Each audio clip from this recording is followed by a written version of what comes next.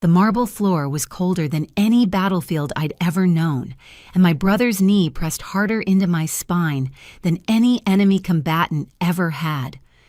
"You're under arrest for impersonating a military officer and theft of government property," Marcus snarled, twisting my arms behind my back as our grandmother's china crashed to the floor. My dress blues, still dusty from the transport plane, scraped against the imported Italian marble, while our entire family screamed in horror. Through the dining room window, I caught sight of black vehicles surrounding the house, and then Marcus's captain walked through the door, took one look at me, and snapped to attention with a salute that would change everything. The autumn air in Virginia carried the scent of wood smoke and fallen leaves as I pulled my rental car up to Grandmother Dorothy's sprawling colonial estate. 18 months. That's how long I'd been gone this time, moving through shadows in places whose names I couldn't speak aloud, carrying out operations that would never make the evening news. My hands still trembled slightly from the adrenaline of the extraction I'd completed just 72 hours ago, but I'd promised Grandmother I'd make it to her 85th birthday celebration, and Clementine Matthews never broke a promise to family. I smoothed down my dress blues one final time before walking up the familiar brick pathway. The uniform felt strange after months of tactical gear and civilian covers. Every medal and ribbon had been earned in blood and sacrifice, though most of my family believed I spent my days pushing papers at the Pentagon. It was easier that way. Safer for everyone. The front door swung open before I could knock, and there stood my cousin Sarah, her perfectly styled blonde hair catching the afternoon sun. "Clementine, oh my goodness, don't you look official?" She air-kissed both my cheeks, careful not to smudge her lipstick. "Everyone's already here. Marcus arrived about an hour ago with Jennifer and Emma." My stomach tightened at the mention of my older brother. 3 years. That's how long it had been since we'd spoken, not since that awful fight about my mysterious government job and his accusations that I was hiding something from the family. If only he knew how right he was and how much that secret protected him. The dining room buzzed with conversation and laughter. Aunt Patricia held court near the fireplace, regaling anyone who would listen with stories about her recent cruise to Alaska. Uncle Robert and my father sat in the corner deep in discussion about the stock market, and there, standing by the window with a glass of whiskey in his hand, was Marcus. He'd aged in our time apart. Gray peppered his dark hair now, and lines creased his forehead. His detective's shield caught the light as he turned and our eyes met across the room. No smile, no wave, just that cold, analytical stare I'd seen him use on suspects. "Clementine's here." Grandmother Dorothy's voice rang out as she emerged from the kitchen, her silver hair pinned up elegantly. My brave girl, finally home. I embraced her, carefully breathing in her familiar perfume. "I'm sorry, I've been away so long, Grandma." "Nonsense. You're serving your country. Your grandfather would be so proud." She patted my cheek before turning to address the room. "Everyone, please, let's sit down to dinner." The table stretched nearly the length of the room, set with Grandmother's finest china and crystal. I found my place card between Cousin Sarah and my 12-year-old niece, Emma, who stared at my uniform with wide eyes. "Aunt Clem, are those real medals?" Emma whispered as the first course was served. "They are, sweetheart. What did you do to earn them?" Before I could craft an appropriate response, Marcus's voice cut through the chatter. "Yes, Clementine. Why don't you tell us all what exactly you did to earn those medals? I'm sure we'd all love to hear your war stories." The table fell silent. Jennifer placed a warning hand on Marcus's arm, but he shrugged it off, his jaw set in that stubborn line I remembered from childhood. "Marcus," our father warned quietly, "not tonight." "No, Dad, I think tonight is perfect." Marcus set down his fork with deliberate precision. 3 years of missed holidays, birthdays, family events, 3 years of vague explanations and classified this and classified that. Don't you think your family deserves some answers? I kept my voice steady, falling back on years of training and remaining calm under pressure. You know I can't discuss the specifics of my work, Marcus. That hasn't changed. Right. Because you're so important, so vital to national security that you can't even tell your own family what you really do. The sarcasm dripped from every word. Do you know what I think? I think you're a glorified secretary playing dress-up, hiding behind classification to make yourself feel important. Emma shrank back in her chair as tension crackled through the room. Grandmother Dorothy's face had gone pale, her hands trembling as she reached for her water glass. My secure phone vibrated in my pocket. I glanced at the screen and recognized the emergency prefix. Not now. Not tonight. "Excuse me," I said quietly, standing from the table. "I need to take this call." "Of course you do," Marcus laughed bitterly. "There's always a convenient phone call, isn't there?" I stepped out onto the back patio, the cool air a relief after the suffocating tension inside. "Matthew's secure," I answered. "General, we have a situation." Colonel Harrison's voice was tight with urgency. "Operation Nightshade has been compromised. We need you at the command center immediately." My blood ran cold. Nightshade was our most sensitive operation, 3 years in the making. How bad? Category 5 breach. Foreign intelligence intercepts indicate they have partial names of the strike team. We need damage control now. Understood. I'll need extraction in 30 minutes. Negative, ma'am. We can't risk a military convoy to your location. Too visible. Can you get to the safe house? I calculated distances and timing. Affirmative. Matthew's out. As I ended the call, I heard footsteps behind me. Marcus stood in the doorway, his expression dark with suspicion. "Let me guess," he said. "Another emergency. Another excuse to leave your family behind." "Marcus, please. Not now." "I heard you on the phone. General. Operation Nightshade. What kind of game are you playing, Clementine?" I tried to move past him, but he blocked my path. "Get out of my way, Marcus. I don't have time for this." "Make time." His hand moved to his hip, a gesture I recognized from years of watching him work. "You know what I've been doing these past few months, using my resources to look into my mysterious sister. And you know what I found. Nothing. No record of a General Matthews in any military database I can access.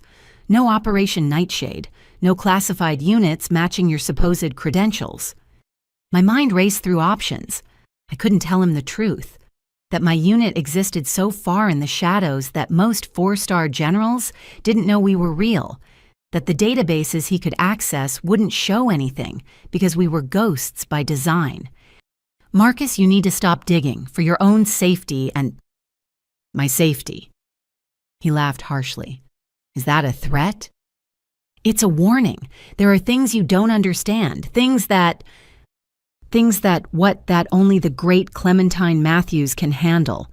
You always were arrogant, even as a kid.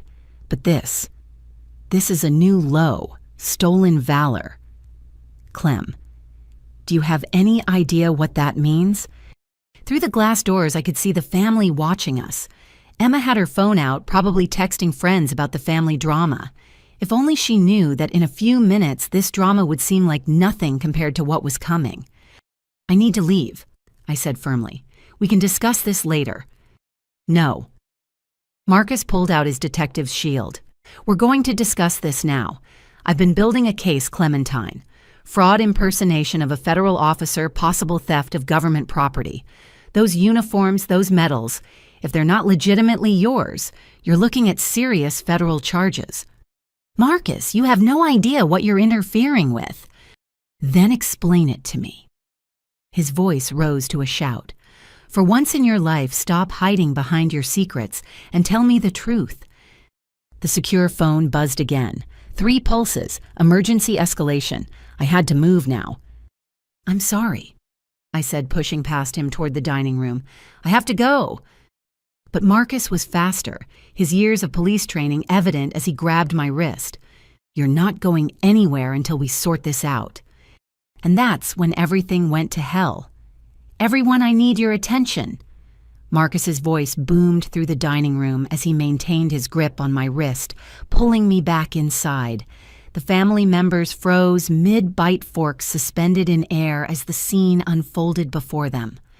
"I'm sorry to do this here tonight, but I can't stay silent any longer." Jennifer stood up, her face flushed with embarrassment. "Marcus, please. This is your grandmother's birthday." "Sit down, Jen." His tone brooked no argument, and she slowly sank back into her chair. "What I'm about to share affects everyone in this room." He released my wrist but positioned himself between me and the door. With his free hand, he pulled out a thick manila folder from inside his jacket. He'd come prepared for this moment. My heart sank as I recognized the tactical precision of his ambush. He'd chosen tonight deliberately knowing I couldn't easily escape a room full of family. For the past 6 months, Marcus began his detective's courtroom voice filling the space. "I've been conducting an investigation into our sister's alleged military service." He opened the folder, spreading photographs across the white tablecloth between the crystal glasses and china plates. "What I found should concern every person at this table." Grandmother Dorothy's hand flew to her chest. "Marcus, what is the meaning of this?" "The meaning, Grandma, is that Clementine has been lying to all of us, possibly for years." He pointed to the first photograph, a grainy surveillance image of me entering a nondescript building in downtown Washington. "This is your granddaughter entering a facility that, according to all government records, doesn't exist. The address is registered to a textile import company that hasn't operated since 1993. Sarah leaned forward, her law degree suddenly relevant. "Marcus, how did you obtain these photographs? This looks like surveillance footage." "I have sources," he said curtly. "Fellow law enforcement who were as concerned as I was when red flags started appearing." My secure phone buzzed insistently. Every second I stayed here increased the risk to my team, but leaving now would only confirm Marcus's suspicions in the family's eyes. I remained silent, knowing that anything I said could compromise operational security. Marcus spread out more photographs. There I was at Fort Bragg at a NATO facility in Brussels, boarding an unmarked military aircraft. Each image was date-stamped, building his case methodically. Now here's where it gets interesting. He continued pulling out financial documents.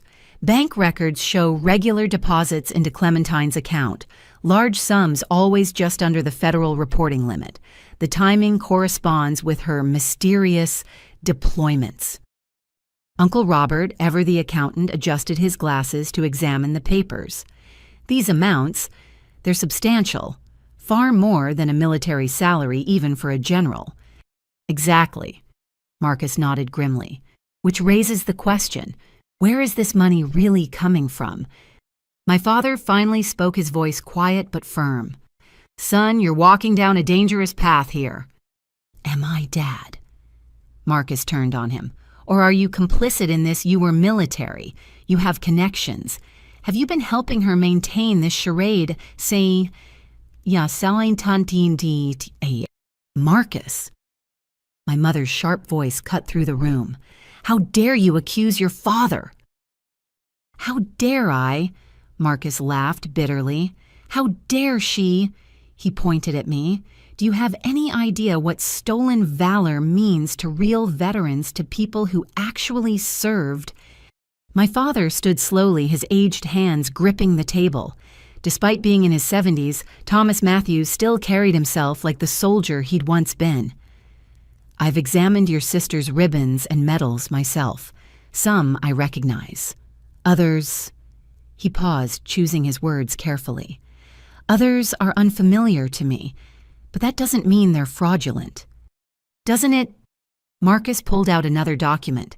"This is a comprehensive list of all military decorations currently authorized by the Department of Defense. Half of what she's wearing doesn't appear on this list." Cousin Sarah, ever the lawyer, interjected. "Marcus' absence of public documentation doesn't necessarily indicate fraud. There could be classifications involved that—" "Classifications!" Marcus spat the word like it tasted bitter. "The universal excuse. Everything's classified. Everything's need to know. Well, I think her family needs to know if she's committing federal crimes." Emma's eyes were wide as saucers, her phone forgotten in her lap. "Uncle Marcus, why are you being so mean to Aunt Clem?" "I'm not being mean, sweetheart. I'm trying to protect this family from someone who's been lying to us."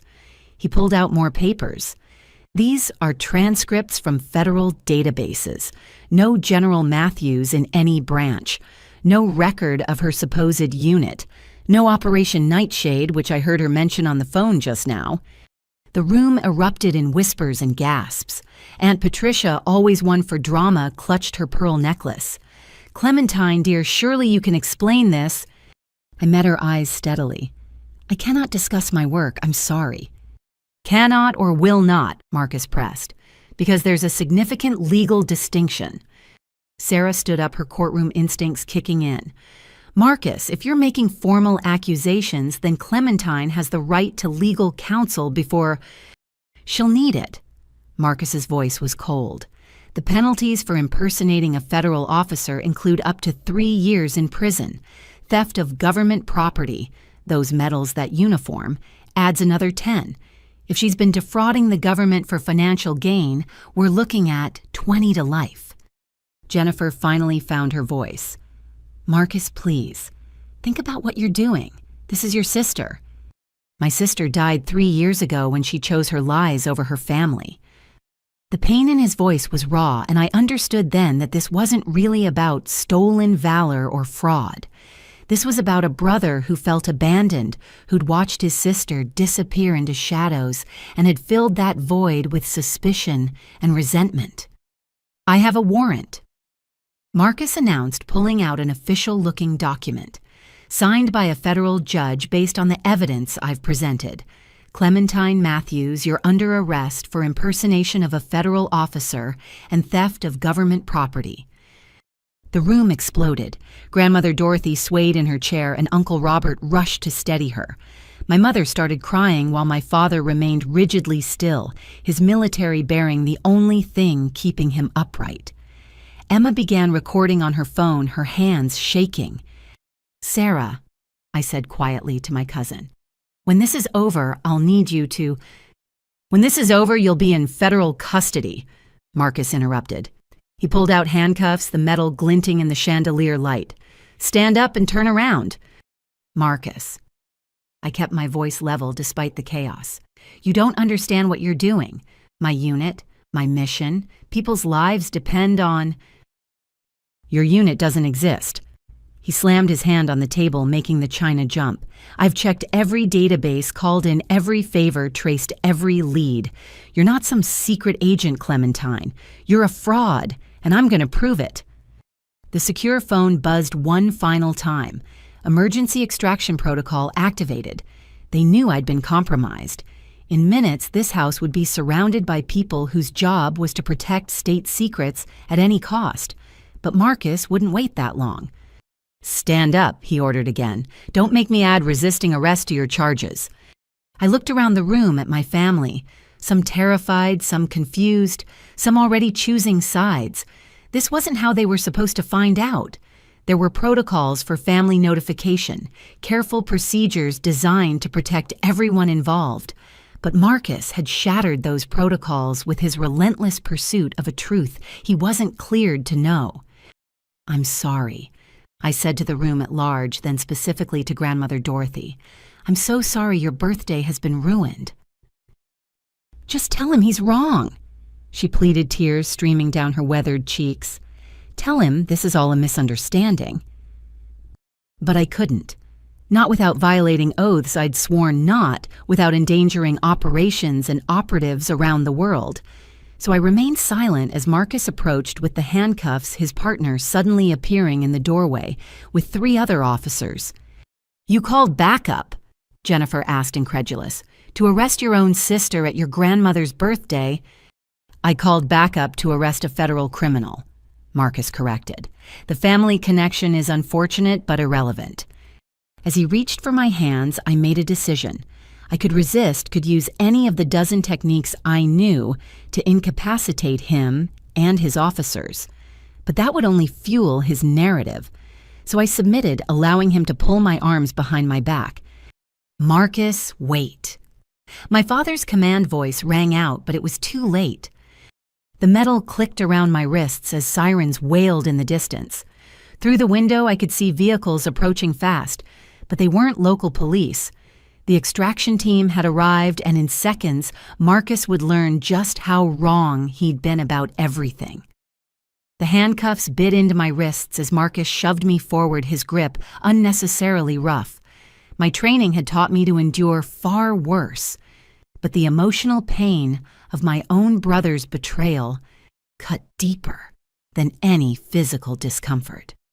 As he forced me toward the door, my hip struck the corner of Grandmother Dorothy's antique sideboard, and I felt the small emergency beacon concealed in my belt activate.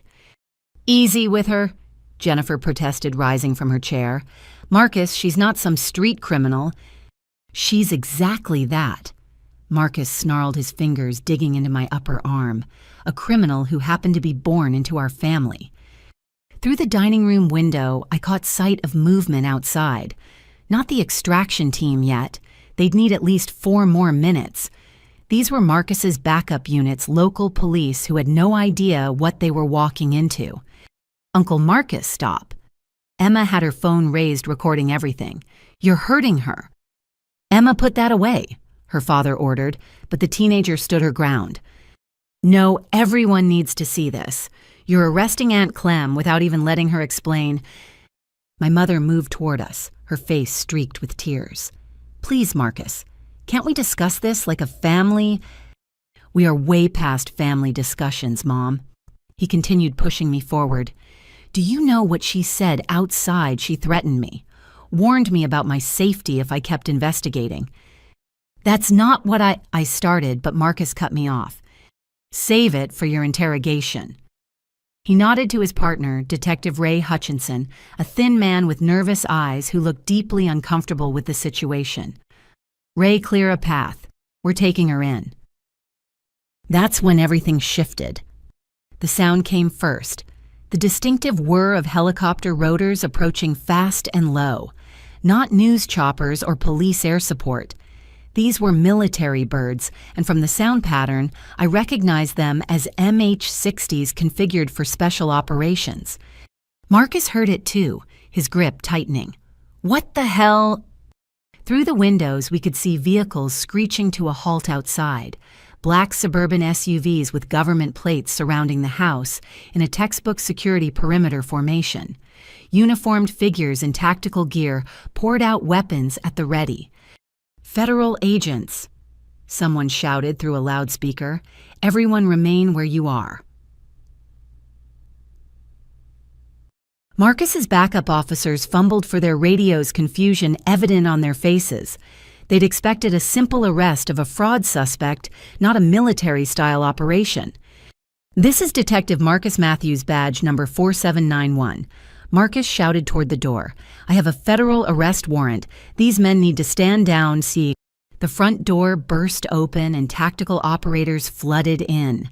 But their weapons weren't trained on me. They were pointed at Marcus and his officers. "Drop your weapons," the lead operator commanded. "Now, are you insane?" Marcus pulled me behind him, ironically trying to protect me from what he assumed was a threat. "I'm a police detective executing a lawful arrest." That's when Captain James Morrison walked in. I recognized him immediately. Marcus's commanding officer, a 25-year veteran of the force who'd risen through the ranks with a spotless record. He took in the scene, me in handcuffs, Marcus defiant tactical operators with fingers on triggers and a room full of terrified family members. His gaze landed on my uniform, traveled up to my face, then focused on the ribbons and rank insignia. I saw the exact moment recognition dawned. The color drained from his weathered face.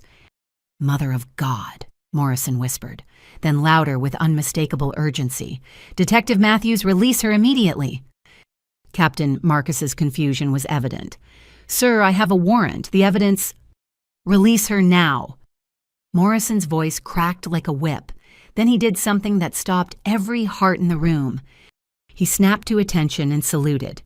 Not the casual gesture of a police captain acknowledging a military officer, but the rigid, perfect salute of someone who just recognized a superior officer of significant rank.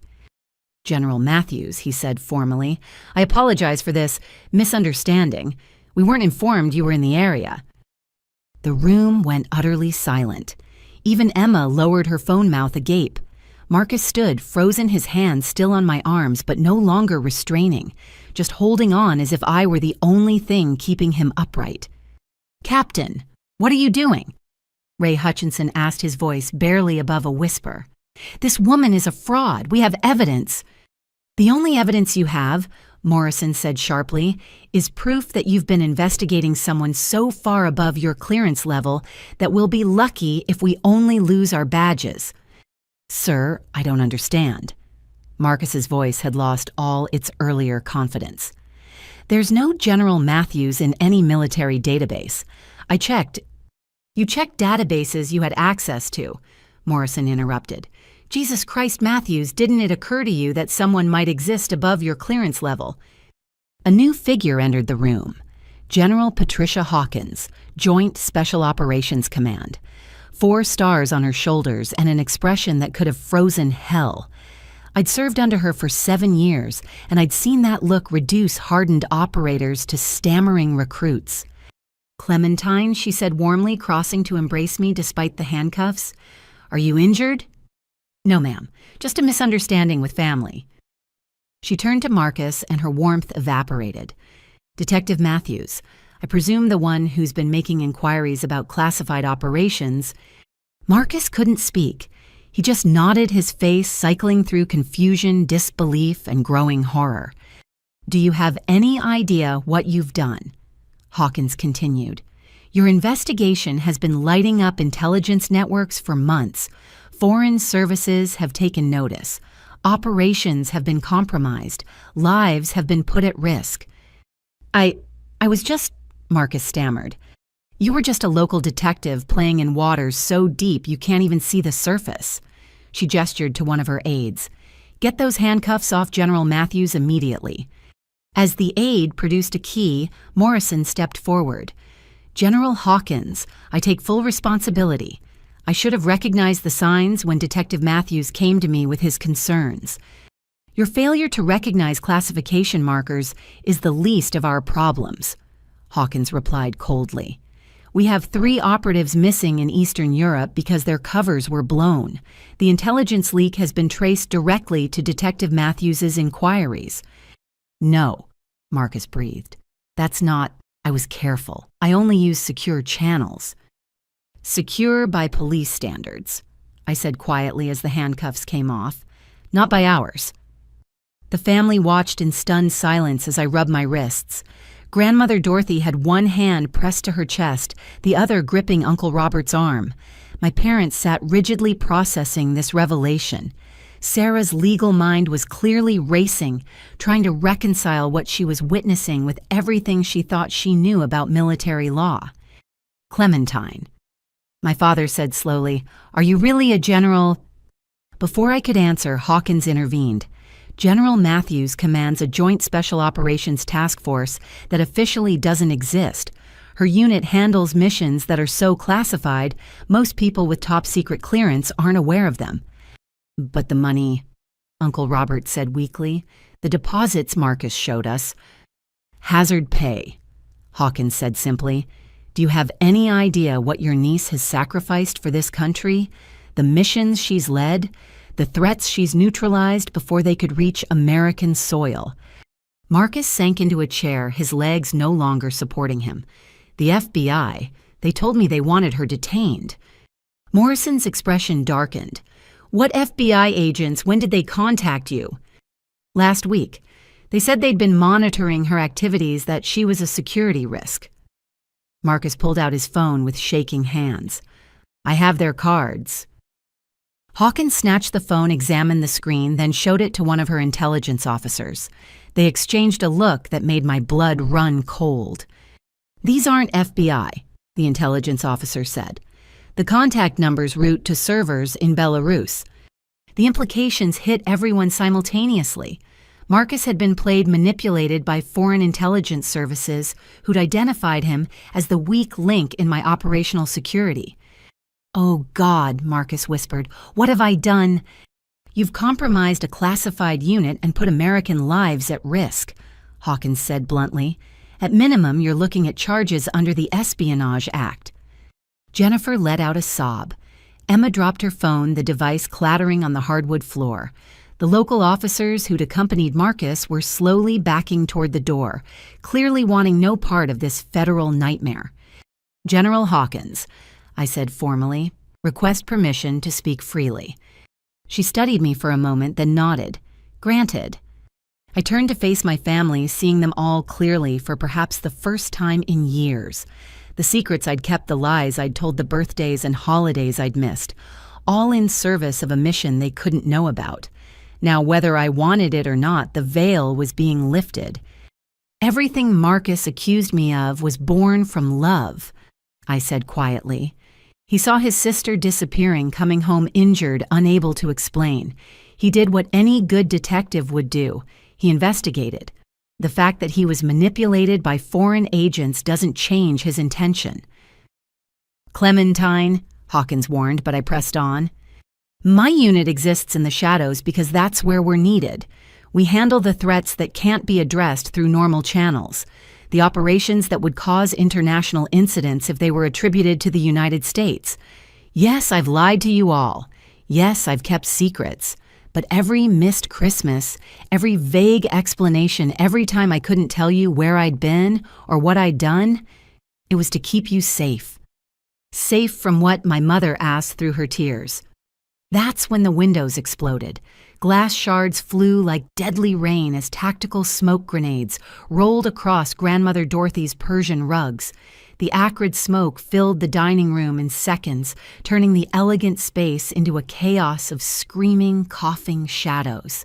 My training kicked in before conscious thought. I grabbed Emma and my grandmother, pulling them under the heavy oak table as automatic weapons fire erupted outside.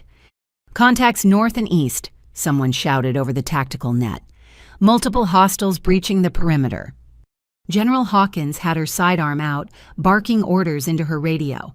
"Lock down the airspace. I want QRF here now." She turned to the family members cowering behind overturned furniture. "Everyone stay down." Marcus, his police instincts overriding his shock, had pulled Jennifer behind the china cabinet.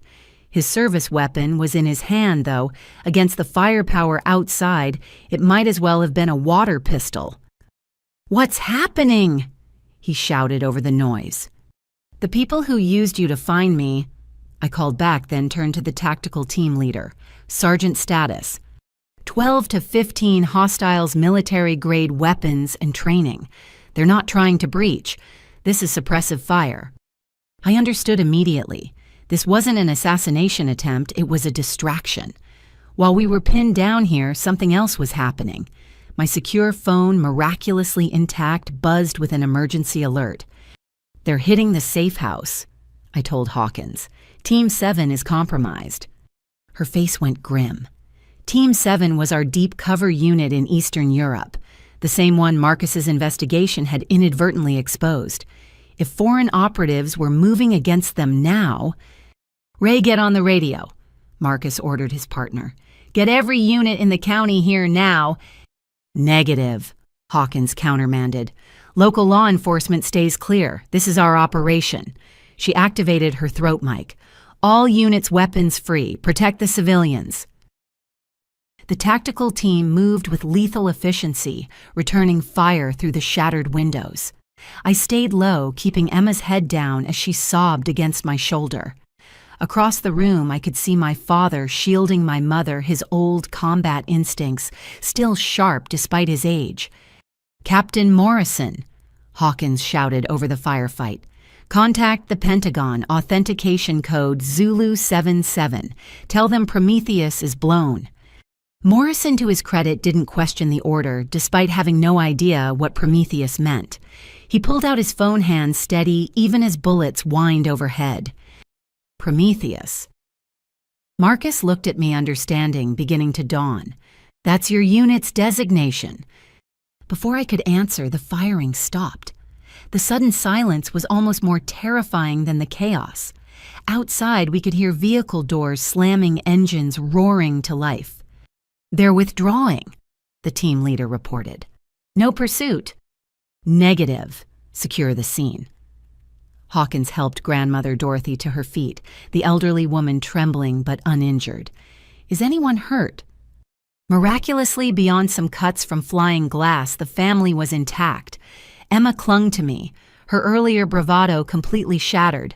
"Aunt Clem, who are those people?" "Foreign intelligence operatives," I said, gently checking her for injuries. "People who don't want me doing my job." "Your job." Aunt Patricia emerged from behind the overturned buffet table, her perfect hair now wild, her designer dress torn. "What kind of job involves people shooting at family dinners?" "The kind that keeps family dinners from being shot at every day," I replied quietly. Captain Morrison lowered his phone, his face pale.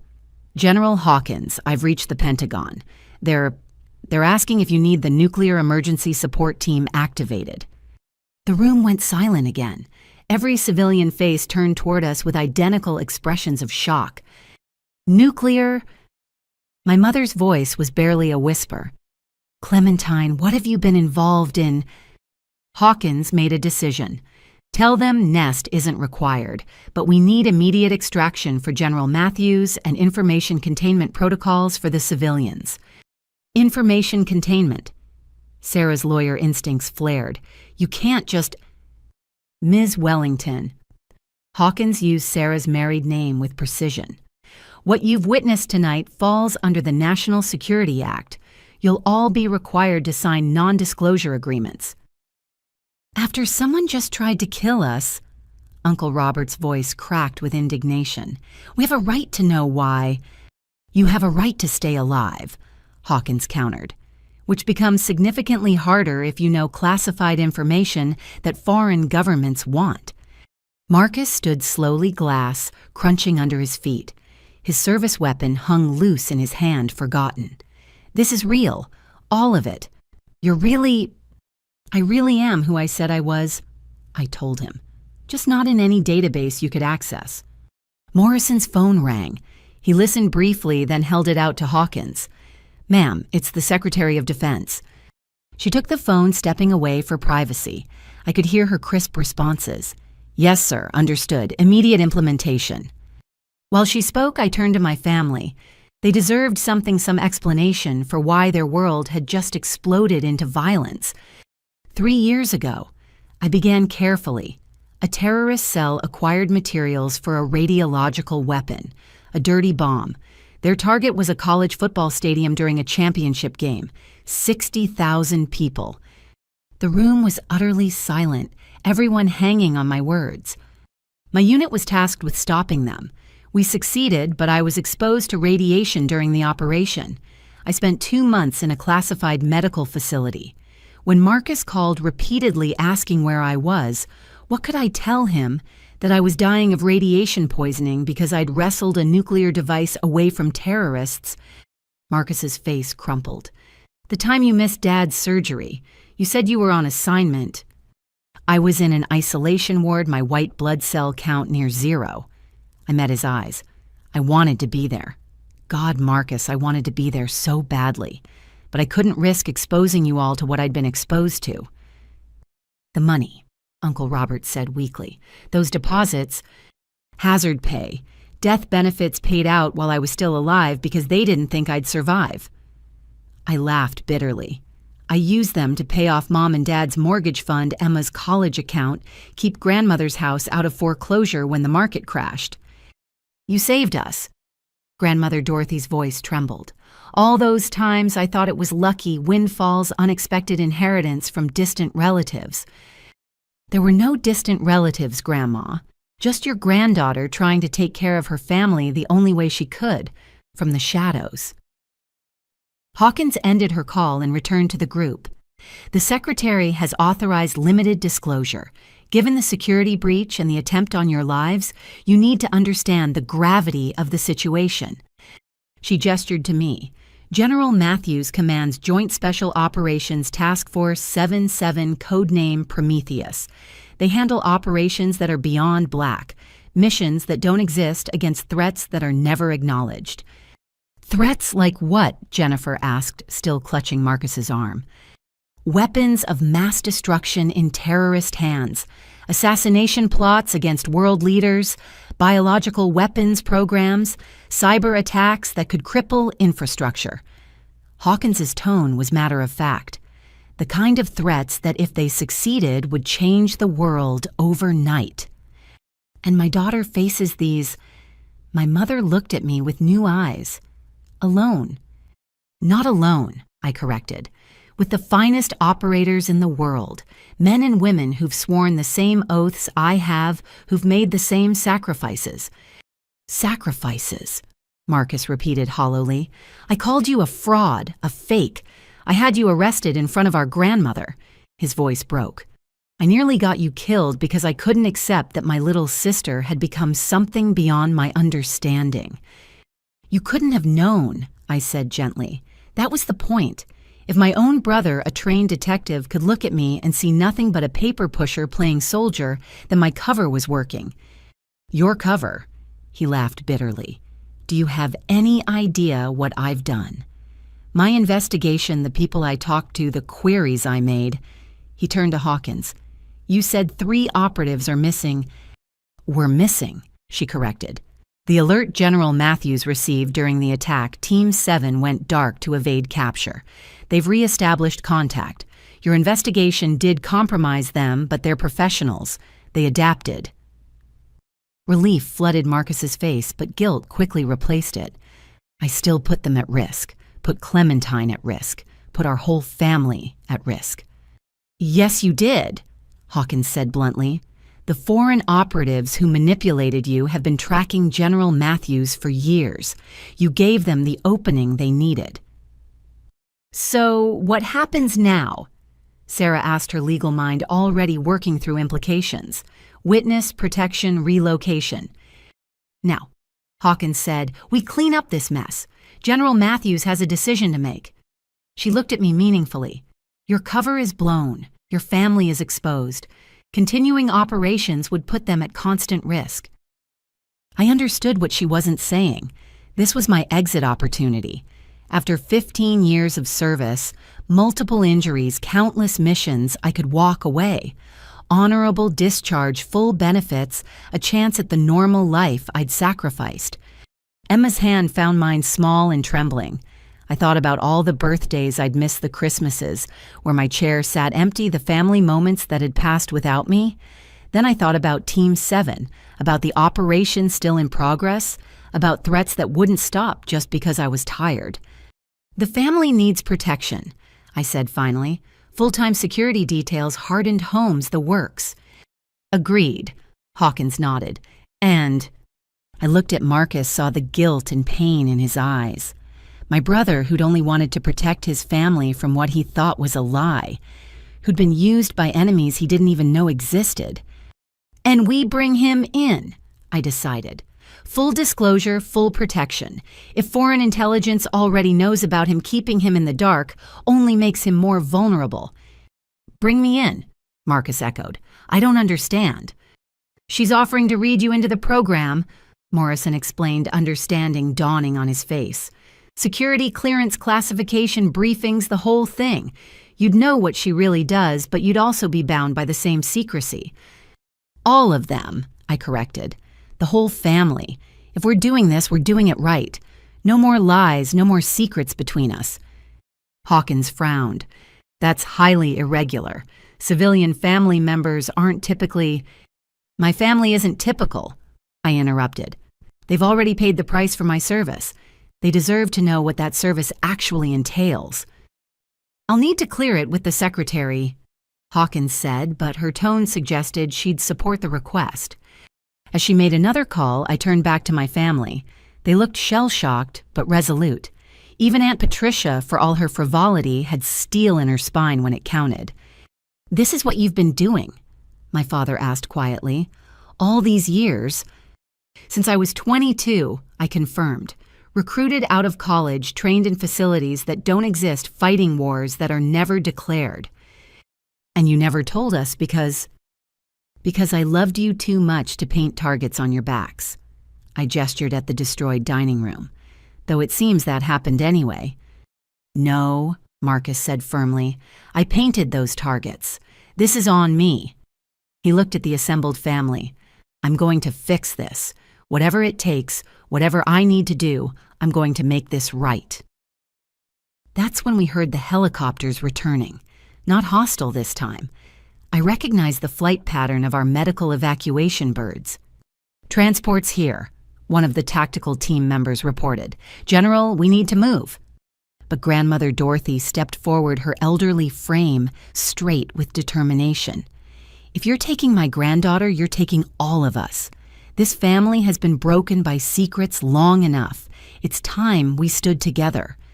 And in that moment, looking at my grandmother's fierce expression, my brother's determined face, my parents' protective stance, I realized that perhaps Marcus's investigation had accomplished something unintended. For the first time in 15 years, I wouldn't have to face the darkness alone. My family knew the truth, and instead of running, they were standing with me. The war had come home, but home was ready to fight back. The helicopters touched down on Grandmother Dorothy's lawn, their rotors whipping the autumn leaves into golden tornadoes. As medical personnel rushed toward the house with trauma kits, I watched my family process what they'd just learned. The shock was giving way to something else, a mixture of awe, fear, and in Marcus's case, crushing guilt. General Matthews, a young lieutenant, approached, saluting crisply. We have secure transport ready for you and, he glanced uncertainly at my family, your designated companions. My entire family will be accompanying us to the facility, I stated firmly. Have we prepared for that? Yes, ma'am, General Hawkins radioed ahead. We have 3 birds ready for transport. My father stepped forward, the broken glass crunching under his feet. Clementine, wait. His voice carried the authority of a man who'd commanded soldiers long before I was born. Before we go anywhere, I need to tell them something. The activity around us seemed to pause. Even the tactical teams securing the perimeter sensed something significant was about to happen. My father, Thomas Matthews, Vietnam veteran and retired colonel, had never been one for dramatic revelations. But the way he stood now, shoulders squared despite his 74 years, told me everything was about to change again. Thomas. My mother touched his arm. What are you talking about? He looked at me, and in his eyes I saw an apology 15 years in the making. I've known about Clementine's real position for the past 5 years. The silence that followed was deafening. Marcus turned slowly, his face a mask of disbelief. You... What? 5 years ago, I received a visit. My father continued. 2 men in suits, credentials I'd never seen before. They told me my daughter had been gravely injured in a classified operation. They couldn't tell me where or how, but they wanted me to know she might not survive. My chest tightened. I remembered that operation. Colombia, a cartel with connections to international terror networks. The explosion that had nearly killed me, the months of recovery in a facility that didn't officially exist. You never said anything? My mother whispered. All those nights I cried wondering where she was. I was under a legal obligation to remain silent, my father said heavily. They made it clear that any disclosure would not only violate federal law, but could endanger Clementine's life. So you lied to Mom, Marcus's voice was rising. You lied to all of us. I protected all of you. My father's command voice emerged sharp enough to cut steel. Do you think it was easy watching your mother worry, seeing you grow bitter and suspicious? But they showed me photographs. Marcus. Pictures of what happened to another operative whose family couldn't keep secrets. The cartels didn't just kill him, they tortured his wife and children first. Jennifer gasped, pulling Emma closer. The teenager had gone pale, the reality of the situation finally sinking in. They gave me a choice, my father continued. Know the truth and keep silent, or remain ignorant and risk accidentally exposing her. I chose knowledge because at least then I could help maintain her cover. Help maintain? Marcus laughed bitterly. Is that what you call it? While I was investigating my own sister thinking she was a fraud, you knew the truth and let me make a fool of myself. I let you be a good detective, my father corrected. Your genuine belief in her deception was the best cover she could have. If you trained in investigation saw nothing suspicious beyond what we wanted you to see, then foreign intelligence would reach the same conclusion. I stepped between them before the confrontation could escalate. Dad, you never told me you knew. His weathered face softened. You had enough burdens, sweetheart. Knowing that I knew would have just added one more secret for you to carry. This is insane, Aunt Patricia interjected. Thomas, you're telling us you've been lying to your own wife for 5 years. I've been protecting my family for 5 years, he corrected firmly, just as Clementine has been protecting all of us, and this nation, for far longer. General Hawkins cleared her throat. As touching as this family revelation is, we need to move. Intelligence indicates the hostile forces are regrouping. This location is no longer secure. But Grandmother Dorothy wasn't finished. The matriarch of our family stepped forward, her aged hands clasped in front of her. Since we're sharing secrets, I have one of my own. We all turned to stare at her. Even in the midst of shattered windows and tactical teams, she maintained her dignity. I've known since the beginning, she said simply. This time, even I was shocked. Grandma. She smiled, a sad, knowing expression. Your grandfather wasn't just any soldier, dear one. He was Office of Strategic Services during the war. The things he did in occupied France, the secrets he carried. I learned early what it meant to love someone who lived in shadows. She moved to an overturned bookshelf, carefully extracting a leather-bound album from the debris. When you were recruited out of college, when you told us you'd be working as a military consultant, I recognized the signs, the vague explanations, the sudden trips, the injuries you couldn't quite explain. She opened the album, revealing old black and white photographs. A young man in uniform, but not standard military dress. The insignia were different, older, from an era when America's intelligence services were still being born. Your grandfather died thinking his secret would die with him, she continued, but I knew. Just as I knew when I saw the same look in your eyes, the weight of carrying necessary secrets, of doing dark things for good reasons. You never said anything, I managed through a tight throat. What could I say? I know you're lying about your job just like your grandfather lied about his. She shook her head. I did what I'd learned to do. I supported you from afar, prayed for your safety, and trusted that you were serving a greater purpose. Jesus! Marcus slumped against the wall. Does anyone in this family tell the truth? We tell the truth that keeps people alive, my father said firmly. That's what service means, son. Sometimes the greatest act of love is maintaining a lie. Emma, who'd been silent through all of this, suddenly spoke up. So everyone knew except us, except me and Mom and Uncle Marcus. Not everyone, Sarah interjected. I had no idea, though now some things make more sense. She looked at me. That case I consulted you on 3 years ago, the international custody dispute. You knew things about the father's background that weren't in any database I could access. I nodded. He was a former asset who'd gone rogue. I couldn't tell you, but I could point you in the right direction. This is what we are, Jennifer asked, her voice shaking. A family of spies and lies. We're a family of patriots. Grandmother Dorothy corrected firmly. 4 generations of Matthews have served this country, some in uniform, some in shadows. The methods change, but the commitment remains. General Hawkins stepped forward again. This is all fascinating family history, but we really do need to move. General Matthews, the secretary, is waiting for our arrival. The Secretary of Defense wants to meet us. Uncle Robert looked faint. Among others, Hawkins said cryptically. As we prepared to board the helicopters, Marcus caught my arm. Clem, I don't even know where to start.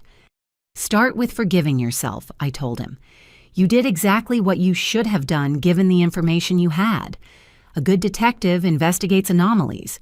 You couldn't have known you were being manipulated by professionals who've been doing this longer than you've been alive. I could have trusted you, he said brokenly. I could have believed there was a good reason for the secrets. Trust without verification isn't trust. It's blind faith. And blind faith gets people killed in my world. I squeezed his shoulder. Your investigation may have exposed me, but it also revealed a foreign intelligence operation on American soil. You did your job, Marcus. Now let me do mine. As we loaded into the helicopters, I took one last look at Grandmother Dorothy's house. The elegant colonial, with its shattered windows and bullet-scarred walls, looked like a metaphor for our family, damaged by secrets and violence, but still standing. Ma'am. The pilot was waiting. I helped my grandmother into the aircraft, then my mother, ensuring everyone was secured. As the helicopter lifted off, I saw the full extent of the damage below. Tactical vehicles surrounded the property, investigators were already processing the scene, and somewhere in that organized chaos was evidence that would lead us to whoever had orchestrated this attack. Where exactly are we going? Sarah asked over the rotor noise. First to a secure facility for medical evaluation and debriefing, I replied. Then, that depends on what the secretary decides. Decides about what? Marcus asked. About whether a burned operative with a compromised family can still serve her country, I said honestly, and whether that family is willing to pay the price for that service. Through the window, I watched the Virginia countryside pass below. Somewhere out there, enemies were regrouping, planning their next move. 3 members of Team 7 were still in hostile territory, their safety dependent on decisions made in the next few hours. The weight of command settled on my shoulders again, familiar but heavier now that my family would share it. My father reached across the cabin and took my hand. Whatever happens next, we face it together. No more secrets between us. No more secrets. I agreed, though I knew that wasn't entirely true. There were things about my service that could never be shared, operations that would remain classified long after we were all gone. But the fundamental truth, who I was, what I did, why I did it, that could finally be known by the people who mattered most. As the helicopter banked toward Washington, I allowed myself a moment of vulnerability. For 15 years, I'd carried the weight alone. Now, for better or worse, my family would help me carry it. The question was whether they were strong enough for the burden. Looking at their faces, Marcus's determination, my parents' resolve, Emma's brave curiosity, Grandmother Dorothy's steel-spined acceptance, I thought maybe they were. The war had indeed come home, but the Matthews family had been fighting wars for generations. We just hadn't all been fighting them together. The secure facility was unlike anything my family had imagined. Hidden beneath an unremarkable office building in suburban Maryland, the underground complex stretched for acres. As we descended in a freight elevator that required 3 separate authentication protocols, I watched their faces reflect the growing understanding of the world I inhabited. "This is like something out of a movie," Emma whispered, her eyes wide as blast doors sealed behind us. "Movies get it wrong," I replied. "Real security is boring, redundant, methodical. It's not about impressive technology. It's about layers of protection that assume every other layer will fail." We emerged into a reception area that could have belonged to any corporate headquarters except for the armed guards and biometric scanners. General Hawkins led us through another series of checkpoints until we reached a conference room with no windows and walls that I knew were lined with copper mesh to prevent electronic surveillance. "Please sit." Hawkins gestured to the chairs arranged around a polished table. "Coffee will be brought shortly. We have approximately 30 minutes before the Joint Chiefs arrive." The Joint Chiefs. My mother's voice rose an octave, as in the military commanders of the entire country. 3 of them, yes, along with representatives from the CIA, NSA, and FBI. Hawkins' expression was grim. Detective Matthews's investigation has created what we call a cascade event. We need to determine how far the damage has spread. Marcus flinched at the mention of his name. I want to help fix this. Tell me what you need. What we need, a new voice said from the doorway, is to understand exactly how foreign intelligence manipulated one of New York's finest detectives. FBI Special Agent Diana Foster entered, followed by 2 analysts carrying tablets and portable drives. She was tall, mid-40s, with the kind of sharp features that suggested she missed nothing. Her gaze settled on Marcus with laser intensity. Detective Matthews, I'm going to need you to walk me through every contact, every source, every piece of information you gathered during your investigation. Of course. Marcus straightened in his chair. Where do you want me to start? The beginning. When did you first become suspicious of your sister's activities? Marcus glanced at me apologetically. 3 years ago, after Dad's surgery. Clem missed it, said she was on assignment. But when I tried to verify her story through department channels, things didn't add up. Define didn't add up, Foster prompted, her fingers flying across her tablet. The unit she claimed to be with didn't exist in any database I could access. The base she said she was stationed at showed no record of her. I started thinking maybe she was having personal problems, making excuses to avoid family. He laughed bitterly. I thought I was helping. When did your personal concern become an official investigation? About 6 months ago. I ran her name through NCIC, just a routine check, but it triggered something. Within an hour, I had a call from someone claiming to be FBI saying they were already investigating her for potential fraud. Foster's expression sharpened. Did you verify their credentials? Of course. Badge numbers, callback numbers to the field office. It all checked out. Marcus pulled out a worn notebook. Agent Michael Harrison and Agent Sarah Chen. They said they'd been monitoring suspicious financial activity linked to military impersonation schemes. I need those badge numbers, Foster said urgently. One of her analysts immediately began typing. After a moment, he shook his head. No Agent Harrison or Chen in any FBI database. The badge numbers are from agents who retired over a decade ago. That's impossible, Marcus insisted. I called the field office directly. I spoke to supervisors. You called the numbers they gave you, Foster corrected, which routed to a very sophisticated voice-over IP system hosted on servers in Eastern Europe. You weren't talking to the FBI detective. You were talking to foreign intelligence officers who'd done their homework. The color drained from Marcus's face. Jennifer reached for his hand as the implications sank in. They played me from the beginning, he said quietly. They identified you as a vulnerability, Foster confirmed. A trained investigator with access to law enforcement databases and a personal connection to a high-value target. They fed you just enough truth mixed with lies to keep you digging. What kind of truth? I asked, though I suspected I already knew. Foster pulled up a classified file on her tablet. They knew about your unit's existence general, not details, but enough to know that traditional searches would come up empty. They used that knowledge to convince Detective Matthews he was uncovering a conspiracy. The photographs, Marcus said suddenly. They provided some of the surveillance photos, said they were from their investigation, but they were taken by foreign intelligence assets who'd been tracking General Matthews for years. Foster finished. They used you to fill in the gaps in their intelligence. Every question you asked, every database you searched, gave them more information about how we hide our most sensitive operations. General Hawkins leaned forward. Show them the intercepts. Foster nodded, pulling up another file. These are communications we intercepted between Belgrade and Moscow, discussing what they call Operation Threadpull. The name is apt. They found a loose thread in Detective Matthews and pulled until the entire fabric started unraveling. She displayed a series of translated messages on the wall screen. My family read in growing horror as foreign agents discussed Marcus's progress, their excitement when he accessed certain databases, their strategies for feeding him information that would keep him investigating. My God, my father breathed. They were watching him the whole time.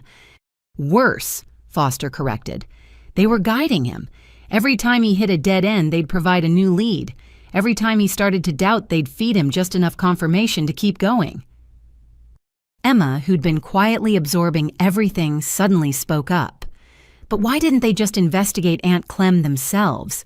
Why use Uncle Marcus? It was a perceptive question from someone so young. Foster smiled grimly. Because legitimate law enforcement requests trigger different responses than foreign intelligence probes.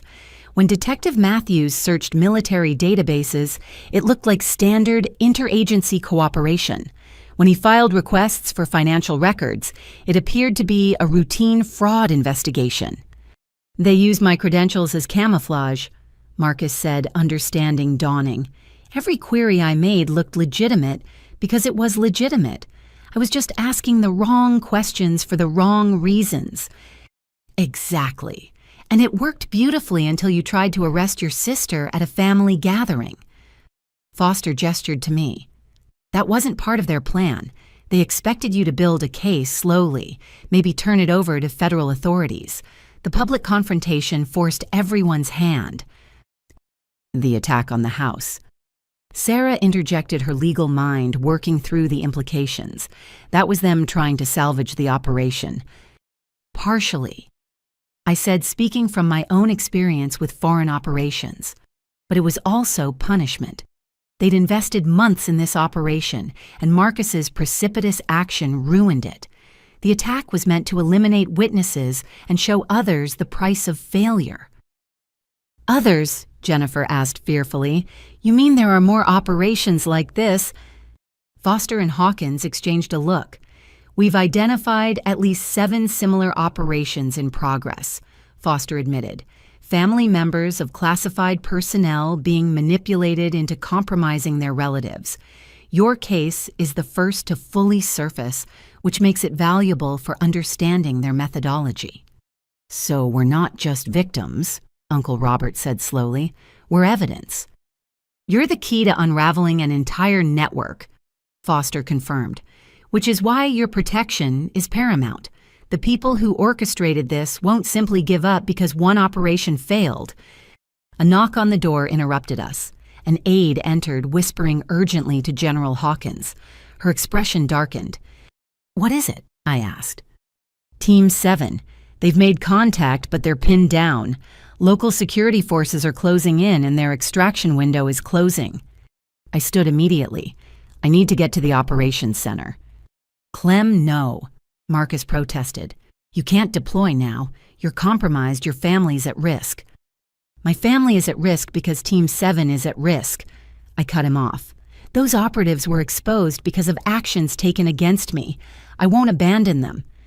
General Matthews is right, Hawkins said, but not for the reasons she thinks. She turned to the wall screen, pulling up a map of Eastern Europe. Team 7's position is here. The forces hunting them are the same ones who manipulated Detective Matthews. This is our chance to turn the tables. You want to use them as bait, I realized. I want to use the entire situation to our advantage, Hawkins corrected. The Foreign Intelligence Service has revealed their hand. They've shown us their methods, their capabilities, their reach. Now we can use that knowledge against them. How? Marcus asked. Foster smiled, and it wasn't a pleasant expression. By feeding them exactly what they expect to see. General Matthews will lead a rescue operation for Team 7. It will appear to be a desperate attempt to save compromised assets. In reality, it will be a trap years in the making. You want to use me as bait, too, I said. I want to use all of us as bait, Hawkins corrected. The entire Matthews family has become a point of vulnerability, so we turn that vulnerability into a weapon. Absolutely not, my mother said firmly. I won't have my family used as pawns in some international chess game. Mom, I said gently, We're already pawns. The question is whether we want to be passive pieces or active players. What would it involve? My father asked ever the tactician. Foster pulled up a detailed operational plan. Detective Matthews continues his investigation, but now under our control.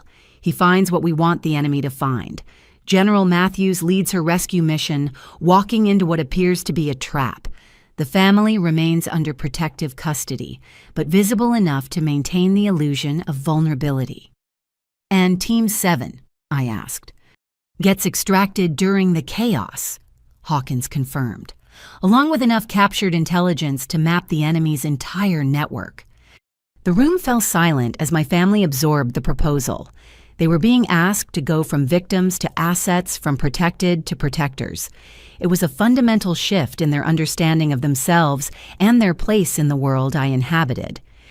I'll do it, Marcus said finally. This is my mess. Let me help clean it up. We'll all do it. Grandmother Dorothy spoke with quiet authority. This family has served in shadows before. We can do it again. One by one, the others nodded agreement. Even Emma, young as she was, straightened her shoulders with determination. Then God help us all, Foster muttered, because we're about to play a very dangerous game with very dangerous people. As plans began to form and roles were assigned, I caught Marcus's eye. My brother, who'd tried to destroy me out of misguided love, was now preparing to risk everything to save me. The irony wasn't lost on either of us. Together, he asked quietly. Together, I confirmed. The war had come home, but home was preparing to strike back. And this time, we wouldn't be fighting alone. The operations center hummed with controlled chaos. Multiple screens displayed real-time intelligence feeds, satellite imagery, and communication intercepts. I stood at the central command station watching Team 7's position update every few seconds. They were running out of time and options. Hostiles closing from 3 directions, the tactical officer reported. Estimate 7 minutes until contact. I studied the terrain maps looking for options everyone else had missed. That's when Marcus appeared at my shoulder, his face drawn with exhaustion and determination. Clem, I need to tell you something, he said urgently. Before you deploy, before any of this goes further, there's more to why they targeted me. I turned to face him, noting the tremor in his hands. What do you mean? 6 months ago, I was investigating a money laundering operation, complex network international connections. I thought it was just standard organized crime, but... He pulled out a flash drive. I found connections to terrorist financing, specifically a cell that had made threats against law enforcement families. My blood ran cold. Marcus, tell me you reported this. I did, to the FBI. The real FBI this time. I verified independently. He handed me the drive, but I also kept digging on my own. I think that's when they noticed me, when I became a threat worth neutralizing. General Hawkins took the drive, immediately passing it to Foster's analysts. Within moments, data began populating our screens. Financial transfers, coded communications personnel files. Marcus had uncovered a significant operation. This is extensive, Foster breathed. Detective Matthews, do you understand what you found? I thought I did, Marcus replied. But now? Clem, 3 weeks before I started investigating you, I received a threat. Anonymous message saying my family would pay for my interference. I thought it was standard intimidation. You never told me, Jennifer said from behind us. She'd been brought to the operations center with the rest of the family for security reasons. Marcus, you never said we were in danger. I didn't want to worry you. I increased security, varied our routes, took precautions. He looked at me with haunted eyes. But when the fake FBI agents approached me about you, they knew about the threats. Said investigating you was a way to protect our family, that you might be connected to the people threatening us. The pieces clicked into place with sickening clarity. They turned your protective instincts against us, made you think investigating me would keep your family safe. It gets worse, Marcus continued. 3 days ago, I found something in the evidence.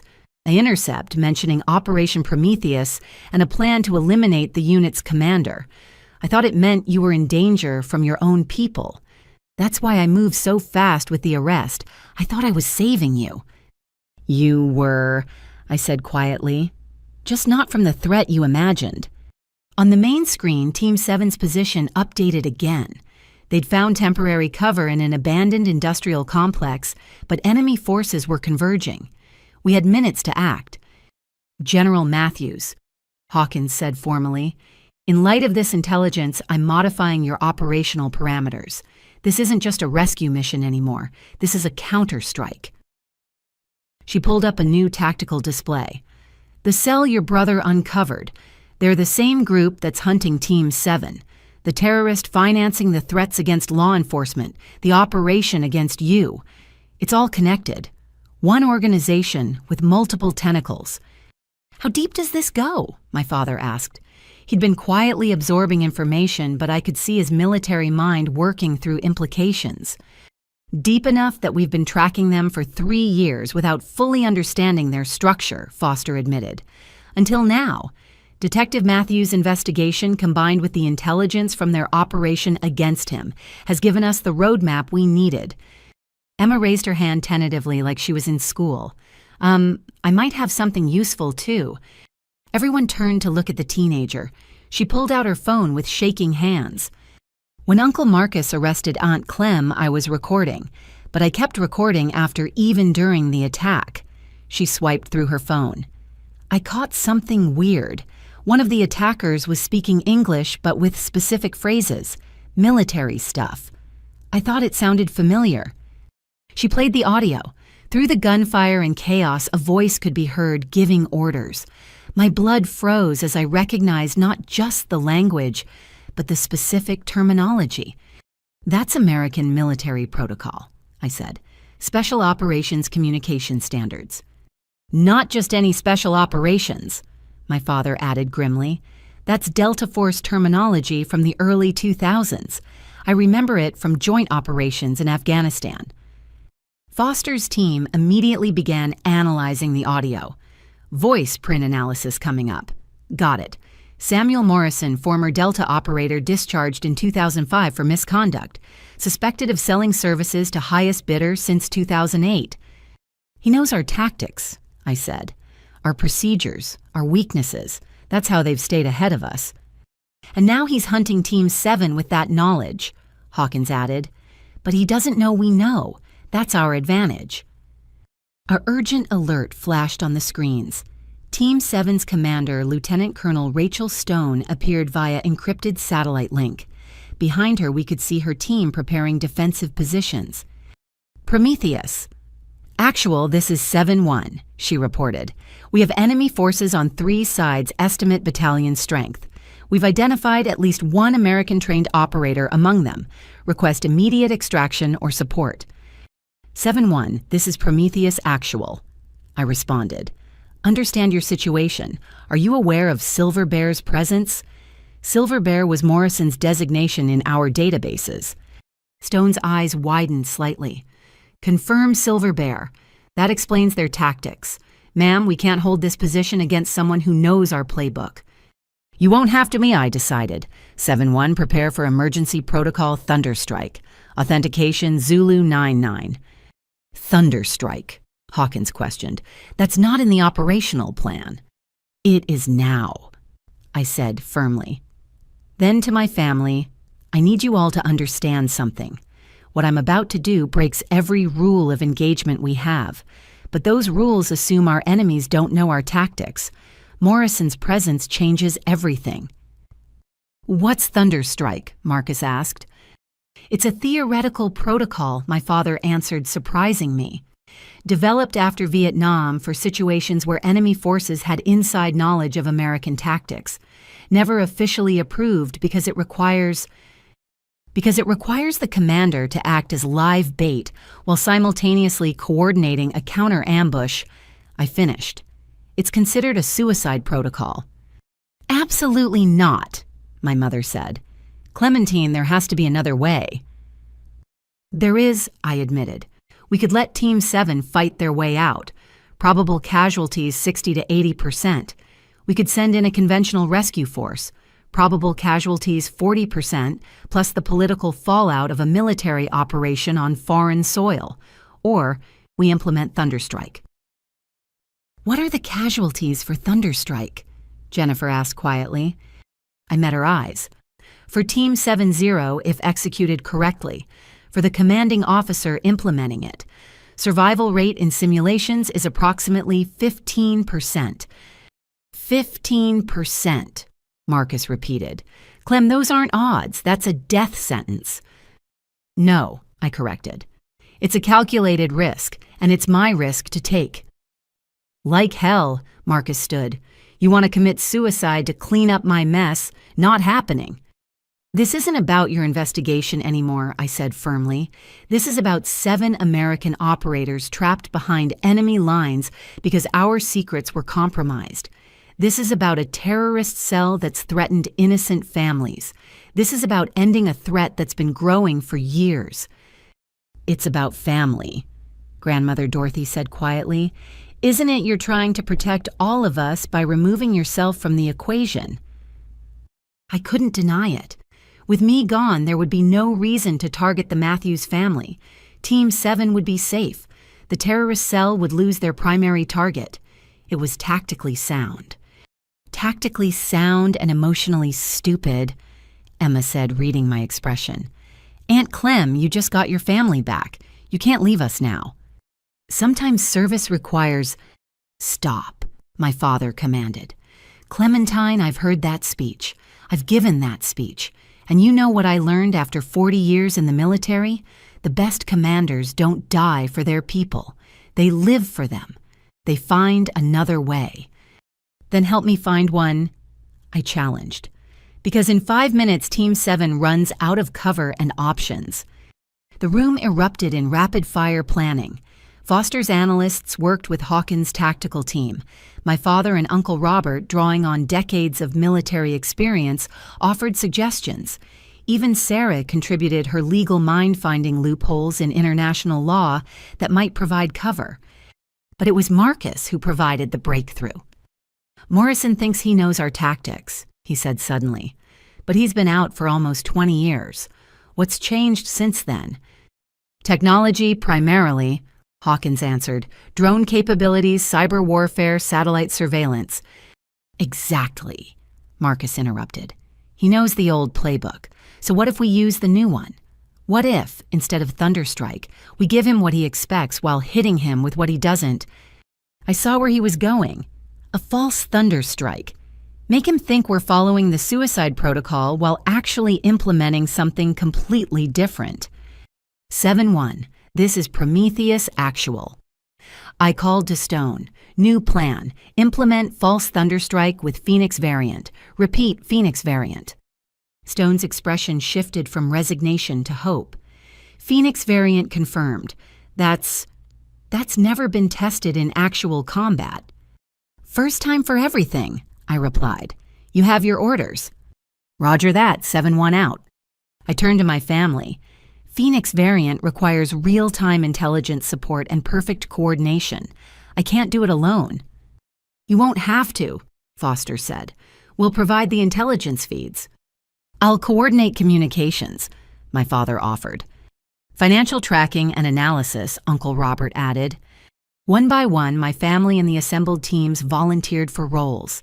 Even Emma was given a task, monitoring social media for any leaks or unexpected complications.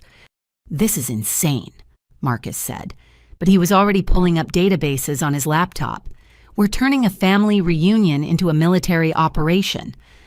No, I corrected.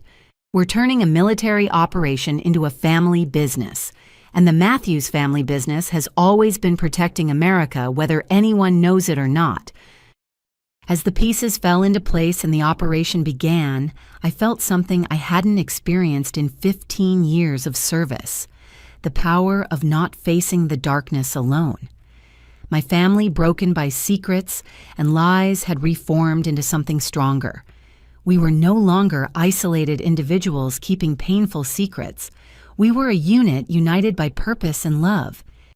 Prometheus Actual. Stone's voice crackled over comms. Phoenix is rising. God help anyone in our way. Roger that, 7-1. Prometheus flies with you. The battle was about to begin. But this time I wouldn't be fighting alone. The Matthews family was at war, and heaven help anyone who stood against us.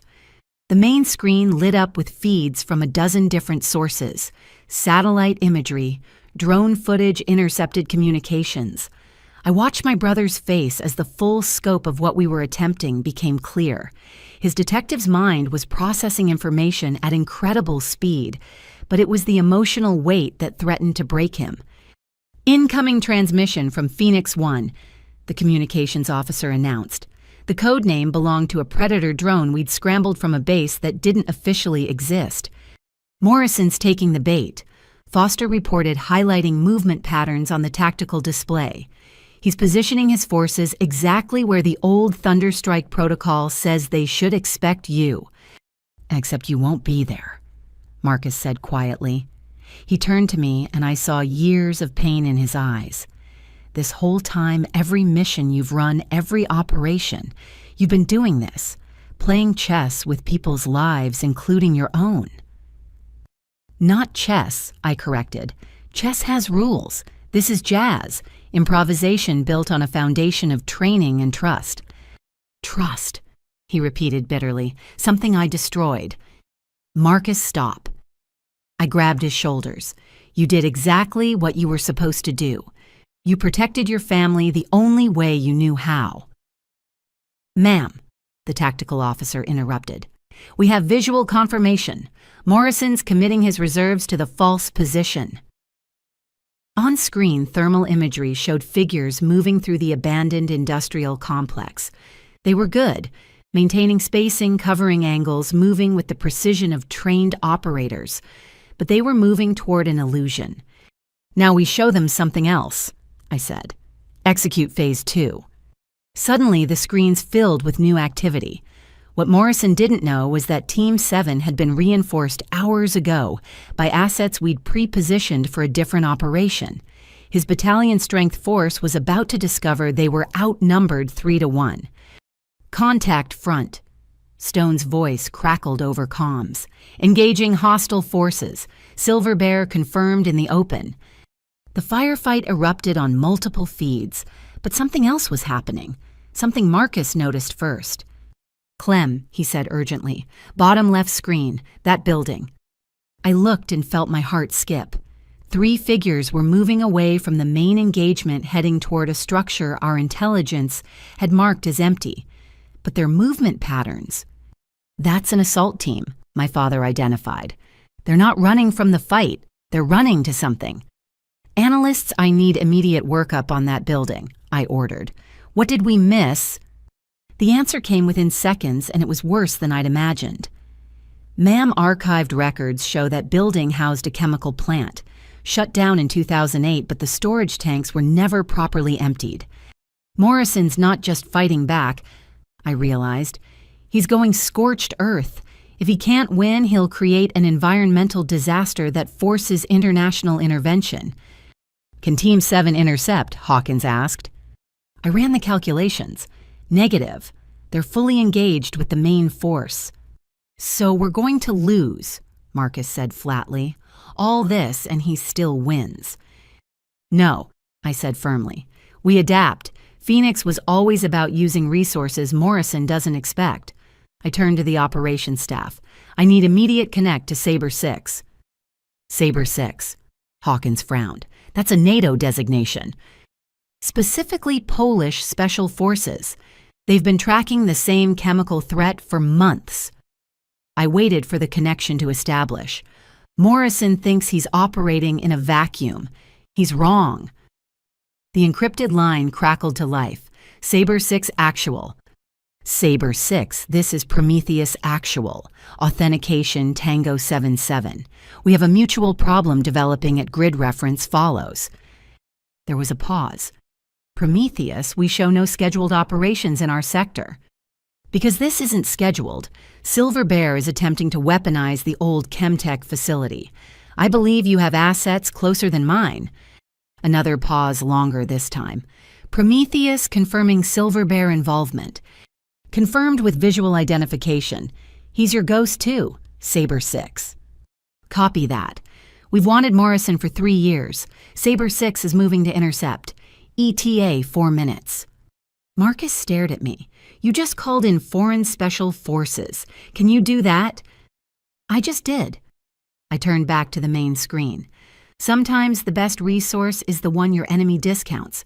Morrison's prepared for American tactics, American forces. He's not prepared for our allies. The situation board updated rapidly.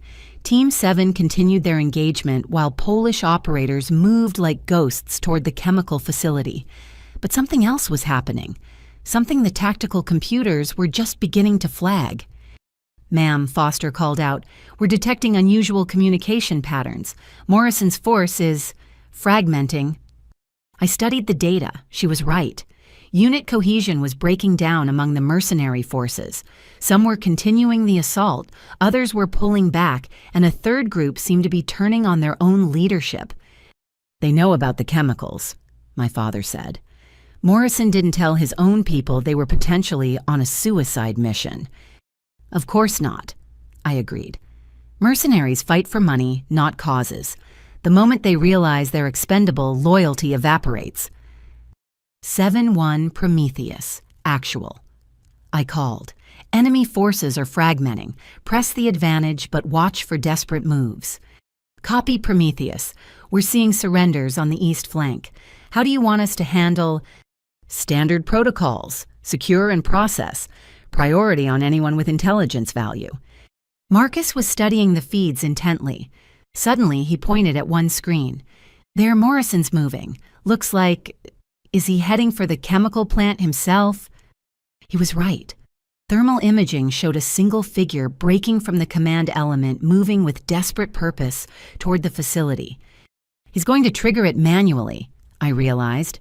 Saber 6 Prometheus. Priority target moving to your position. Silver Bear is attempting direct action at chemical site. Understood, Prometheus. We have visual. Engaging. What followed was brief but decisive. Morrison, for all his training and experience, was one man against a full special operations team. The Polish operators took him down with clinical precision, non-lethal as requested. We needed him alive for intelligence purposes. Target secured. Saber 6 reported. Chemical threat contained. Prometheus, your reputation precedes you. Perhaps we can discuss future cooperation. Perhaps we can Saber 6, Prometheus out. The main engagement was winding down. With Morrison captured and their leadership fractured, the mercenary forces surrendered or fled. Team 7 emerged battered but intact. 0 casualties just as planned. But it was the secondary screens that drew my attention. Throughout the operation, our analysts had been processing the intelligence Marcus had gathered during his investigation. Cross-referencing it with what we were learning from the captured mercenaries was painting a disturbing picture. Clem, Foster said quietly, you need to see this. She pulled up a connection diagram on the main screen. At the center was Morrison, but the web extended far beyond him. Financial institutions, shipping companies, government officials in a dozen countries. The terrorist financing network Marcus had stumbled upon was vast. This is why they came after you, Foster explained to Marcus. You didn't just find a money laundering operation. You found one of the primary funding mechanisms for international terrorism. They tried to neutralize you by turning you against your sister, but instead, I brought you together, Marcus finished. And together you've unraveled their entire network. We've unraveled it, I corrected. This was a team effort. Military, law enforcement, intelligence agencies, and... I looked around the room at my family, civilian assets with the courage to stand in the line of fire. Emma, who'd been monitoring social media, suddenly gasped. Aunt Clem, we might have a problem. Someone's uploading video of the operation. It's already got 10,000 views and climbing. We crowded around her phone. The video was shaky, clearly taken from a distance, but it showed American military assets engaged in combat operations on foreign soil. The comments were already filling with speculation and accusations. Can we contain it? Hawkins asked Foster. Working on it, but... Foster shook her head. It's spreading too fast. We need a different approach. What if we don't contain it? Sarah suggested. Everyone turned to look at her. I mean, what if we control the narrative instead? Release our own version that tells the story we want told? A limited disclosure, my father mused. Admit to a joint counter-terrorism operation without revealing the classified details. It could work, Foster agreed. Polish government would likely support us. They get credit for stopping a chemical attack. We frame it as international cooperation against terrorism. And my role, Marcus asked. The investigation that started all this. Heroic detective uncovers terrorist plot, I suggested. Risks everything to protect his family and country. It's not even a lie, just a careful arrangement of the truth. Marcus laughed, but there was no humor in it. Heroic, right. I nearly got you killed, compromised national security, and played right into enemy hands. And then you helped stop them, I reminded him. Marcus' heroism isn't about being perfect. It's about recognizing mistakes and working to fix them. You did that today. Prometheus Actual. Stone's voice interrupted. 7-1 and all elements secured. Ready for extraction. And ma'am, thank you. That Phoenix variant was brilliant. Thank the team that made it possible 7-1, including the newest members. I gestured to my family. Prometheus out. As extraction operations began and the immediate crisis passed, I found Marcus standing alone by the observation window. The underground facility had no real windows, of course. This was a high-definition screen showing a live feed of Washington, D.C. at sunset. It's fake, he said as I joined him, like everything else in your world. Illusions within illusions. The view is fake, I agreed. But what we did today, that was real. The lives we saved, the threats we stopped. That matters. I almost destroyed everything, he said quietly. My own sister, my family, national security. All because I couldn't accept that there were things I didn't know. No, I corrected. All because you loved your family and wanted to protect them. The methods were wrong, but the motivation. That's what made it possible to turn this around. He turned to face me. How do you do it, Clem? Live with the secrets, the lies, the constant danger. The same way you live with being a cop in New York, I said. One day at a time, focusing on the good we can do rather than the cost of doing it. And now, I smiled. Now I don't have to do it alone. None of us do. Jennifer appeared in the doorway. They're ready for the debrief. The Secretary of Defense wants to personally thank everyone involved. As we walked back to join our family, Marcus caught my arm. Clem, that 15% survival rate for Thunderstrike. You were really ready to take those odds. To protect my family and my team, yes. Without hesitation. The only hesitation was knowing what it would do to all of you. Dying for your country is easy, Marcus. Living for it, carrying the weight of necessary secrets and impossible choices, that's the hard part. Then let us help carry it, he said firmly. No more secrets between us. No more facing the darkness alone. No more secrets. I agreed, though. We both knew that wasn't entirely true. There would always be classifications, always be operations I couldn't discuss. But the fundamental truth, that we were family, that we stood together against whatever threatened us, that would never be secret again. As we entered the conference room where the Secretary of Defense waited, I looked around at my assembled family. They'd been tested in ways they'd never imagined face threats they'd never known existed and emerged stronger for it. The Matthews family had gone to war and won. But more importantly, we'd found our way back to each other, and that more than any operational success was the victory that mattered most.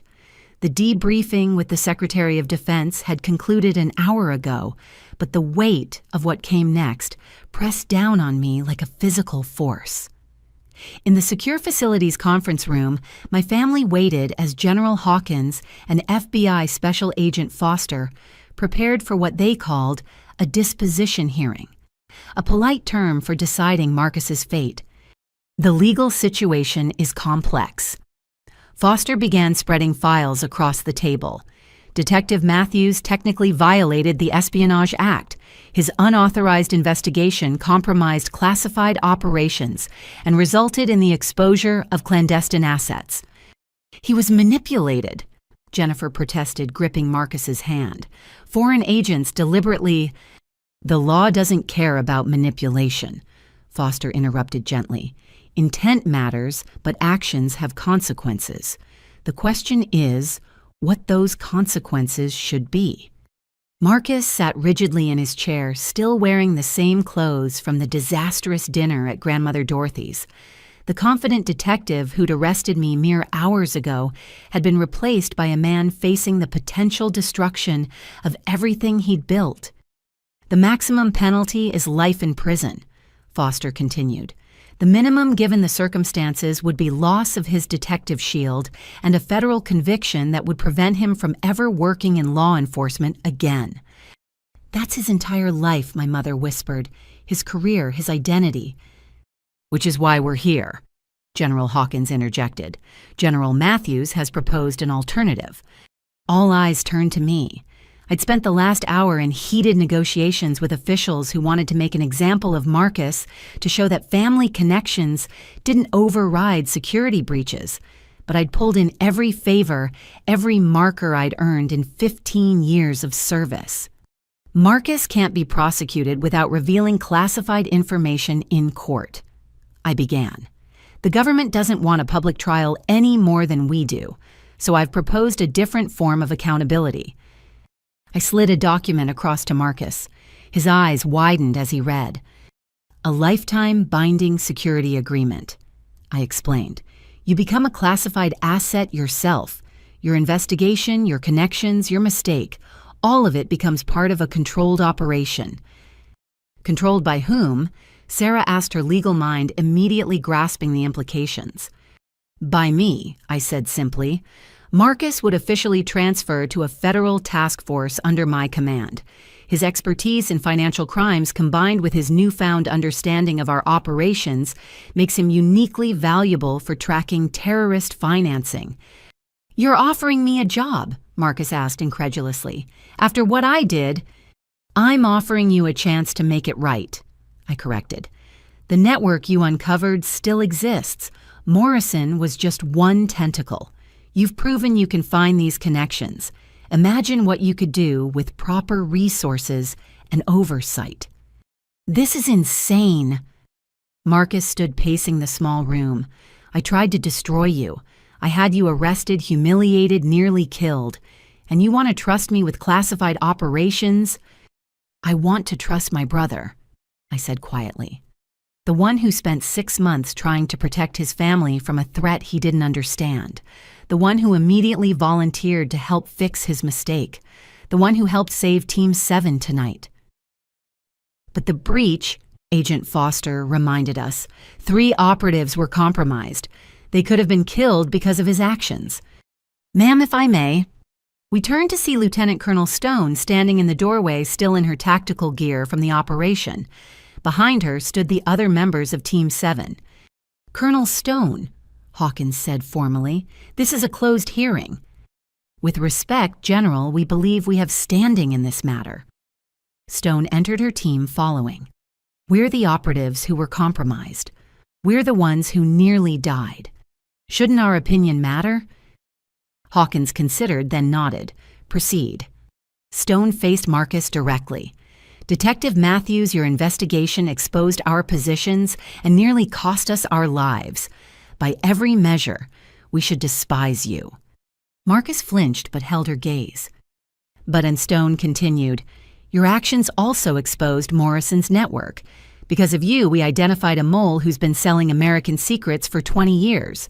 Because of your intelligence, we prevented a chemical attack that would have killed thousands.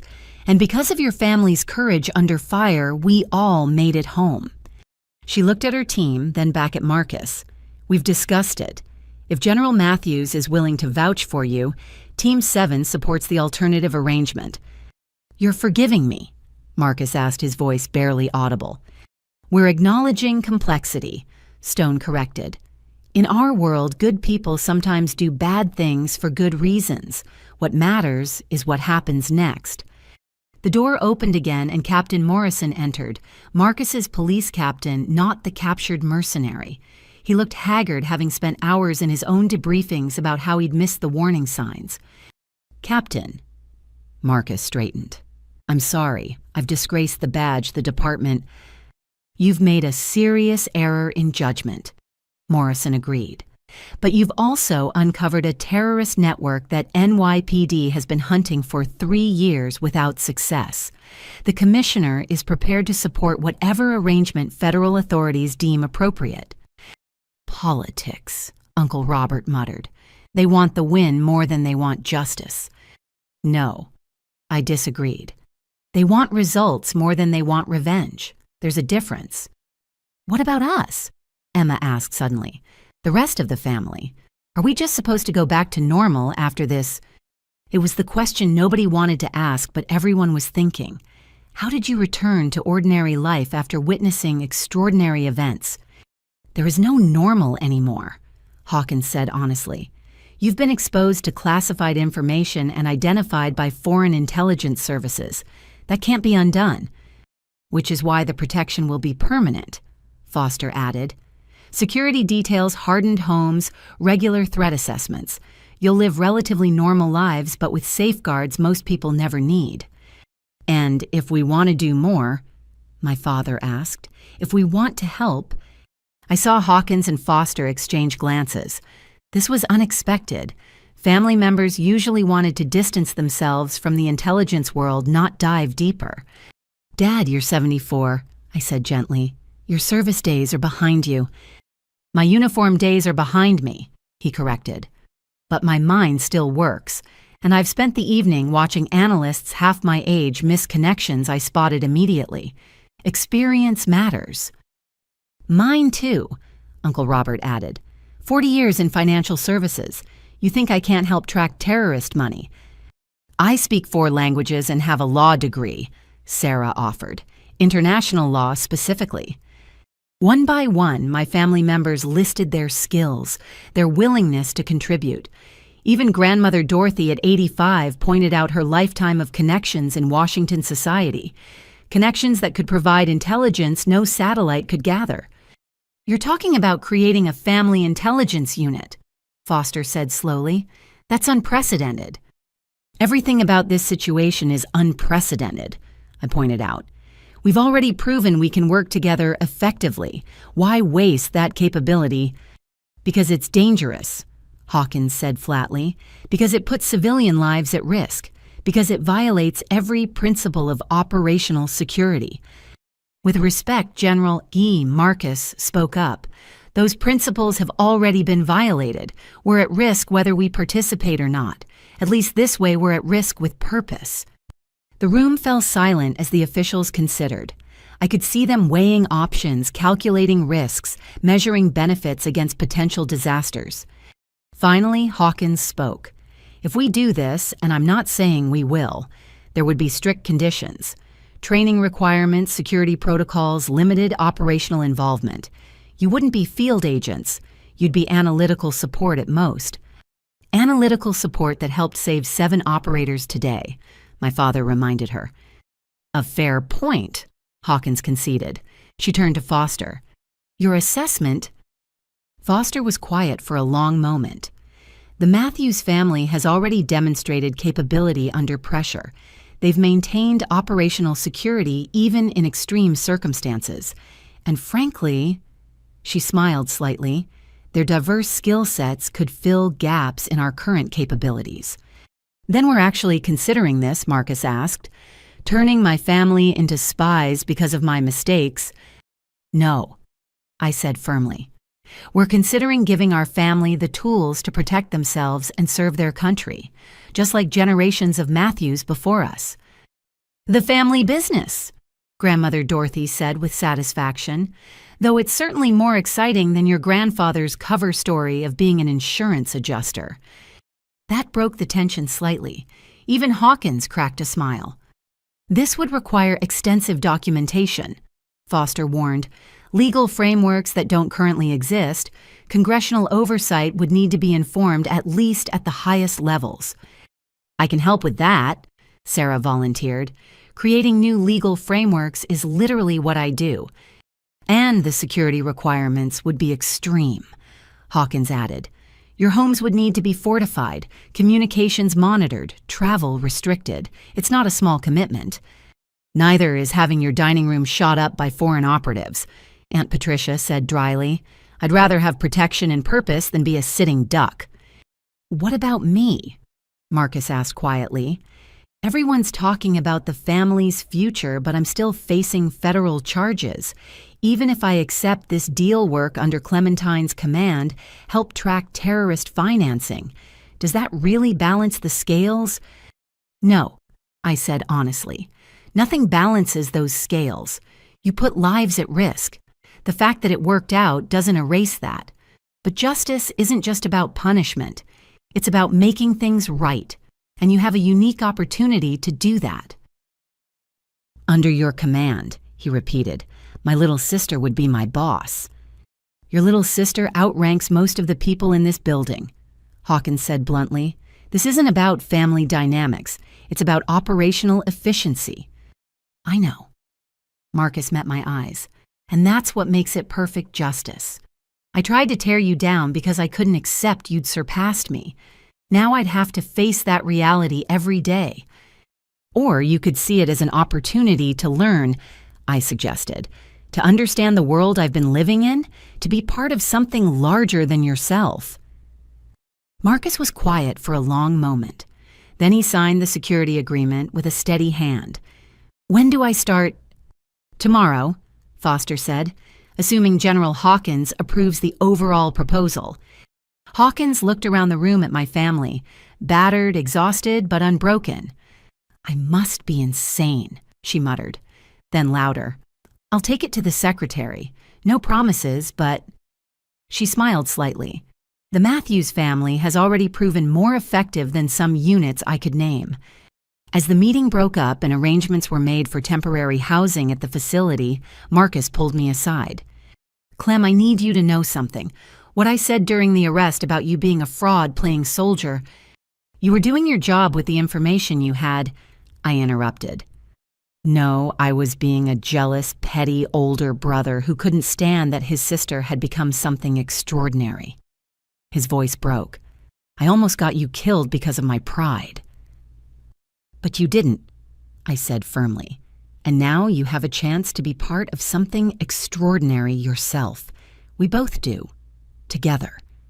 He hugged me, then the first real embrace we'd shared in 3 years.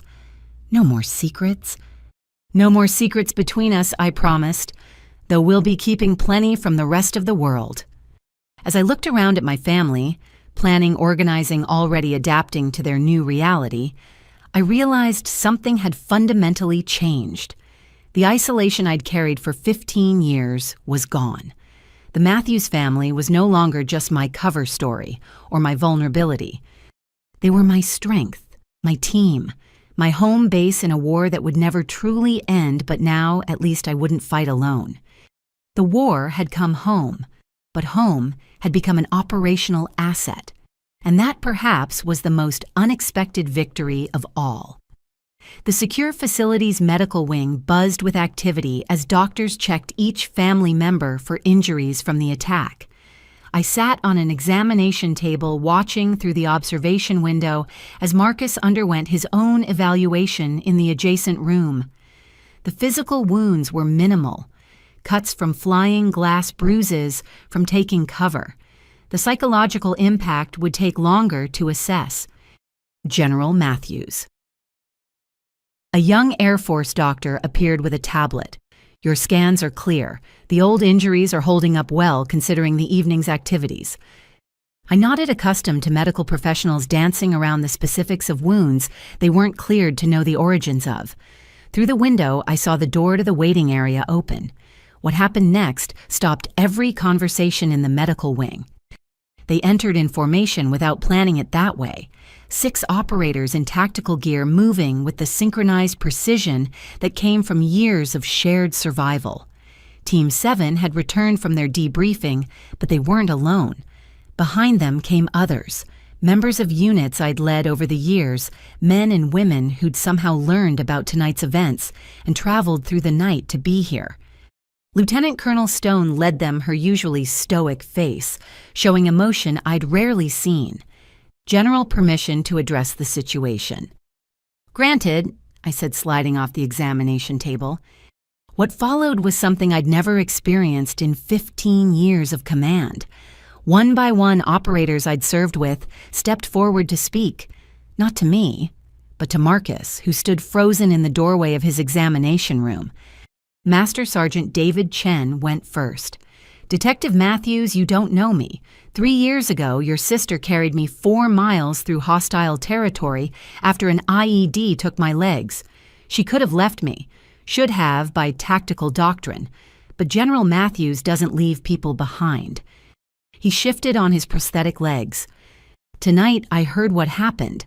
Heard you'd been investigating her, that your actions compromised operations. My first instinct was anger, but then I heard the rest. How you helped save Team 7, how you're willing to make it right. That takes courage." Captain Maria Rodriguez stepped forward next. "I was captured in Syria, 14 days in a hole that officially didn't exist. Know who came for me, your sister? Led an operation that shouldn't have been possible to get me out. She took bullets meant for me." Rodriguez pulled up her sleeve, revealing surgical scars. Those bullets were laced with toxins. The treatment nearly killed her. She never told anyone, just reported for duty as soon as she could stand. One after another, they shared their stories. Operations that couldn't be acknowledged. Sacrifices that would never be public moments when Clementine Matthews had been the difference between coming home and becoming a star on a memorial wall. Marcus sank into a chair as the weight of testimony accumulated. Jennifer stood beside him, tears streaming down her face as she finally understood who I really was. Not through classified files or family revelations, but through the words of those who'd bled beside me. "We're not here to judge you," Stone said finally. "We're here because General Matthews changed all our lives. She gave us purpose, brought us home, made us better than we thought we could be. If she says you deserve a second chance, that's good enough for us." An older operator, Chief Warrant Officer James Thompson, stepped forward. He was one of my first team members, a grizzled veteran who'd seen too much. "I've served under a lot of commanders," he said. "Most see operators as assets, resources to be deployed. Your sister sees us as people. She knows our spouses' names, our kids' birthdays, our fears and dreams. That's why we'd follow her to hell and back, and have more than once." "But I betrayed her," Marcus said, his voice hoarse. "I exposed operations, put you all at risk." "You made a mistake," Thompson interrupted. "Know how many mistakes I've made in 30 years of operations. The difference is mine usually just got me shot at. Yours had bigger consequences, but they also had bigger results. Morrison's network is done because of what you uncovered." A young operator I didn't recognize raised her hand tentatively. "Ma'am, I'm Sergeant First Class Lisa Park Team 9. I wasn't going to speak, but..." She turned to Marcus. "My brother's a cop in Chicago. If he thought I was in danger, thought someone was lying to our family, he'd do exactly what you did. Family protects family. Sometimes that instinct goes wrong, but it comes from love." "Love that nearly got people killed," Marcus muttered. "Love that's been weaponized against better men than you," an older voice said from the doorway. We all turned to see General Patricia Hawkins entering with someone I hadn't expected. Retired General Samuel Morrison, former commander of JSOC, and my mentor for many years. At 78, he moved carefully, but his mind was sharp as ever. "Sir," I said, snapping to attention, despite being in civilian clothes. Around the room, operators did the same. "As you were," Morrison said, waving us down. "Patricia called me about this situation. Couldn't believe it until I reviewed the files myself. Detective Matthews, you stumbled into one of the most sophisticated intelligence operations I've seen in 40 years of service. He moved closer to Marcus, studying him with eyes that had assessed thousands of operators. You know what impresses me? Not that you were fooled. Professionals with decades of experience have fallen for less sophisticated schemes. What impresses me is that once you realized your error, you immediately worked to correct it. No excuses, no deflection, just mission focus. I focused on the wrong mission, Marcus said bitterly. Did you? Morrison challenged. Your mission was to protect your family from a perceived threat. The threat was real. You just misidentified its source. In the intelligence world, we call that faulty analysis based on deliberately corrupted data. It's not a character flaw, it's an occupational hazard. Emma, who'd been silent throughout the testimonies, suddenly spoke up. Why are you all being so nice to him? He hurt Aunt Clem. He could have gotten her killed. It was my father who answered. Because, sweetheart, in this world, the world your aunt inhabits, forgiveness isn't just kindness. It's tactical necessity. Teams can't function if they hold on to grievances. Operations fail when trust breaks down. They're not being nice, they're being professional. And because, I added, they understand something Marcus is still learning. In our world, the mission comes first, but the people accomplishing the mission matter most. Marcus protected his people the only way he knew how. That instinct properly channeled is exactly what we need. You really want me on your team? Marcus asked, looking at the assembled operators. After everything— Want is a strong word, Chief Thompson said with dark humor, but the general vouches for you and that's enough. Plus, he grinned slightly, having a financial crimes expert who understands our operations. That's a capability we've been lacking. The question, General Morrison said, is whether you can handle the weight. These people, he gestured at the operators, carry secrets that would break most civilians. They make decisions that affect thousands of lives, often with incomplete information and impossible timeframes. Can you do that? I don't know, Marcus admitted, but I know I have to try. I owe Clem that much. You owe her nothing, I said firmly. This isn't about debt or obligation.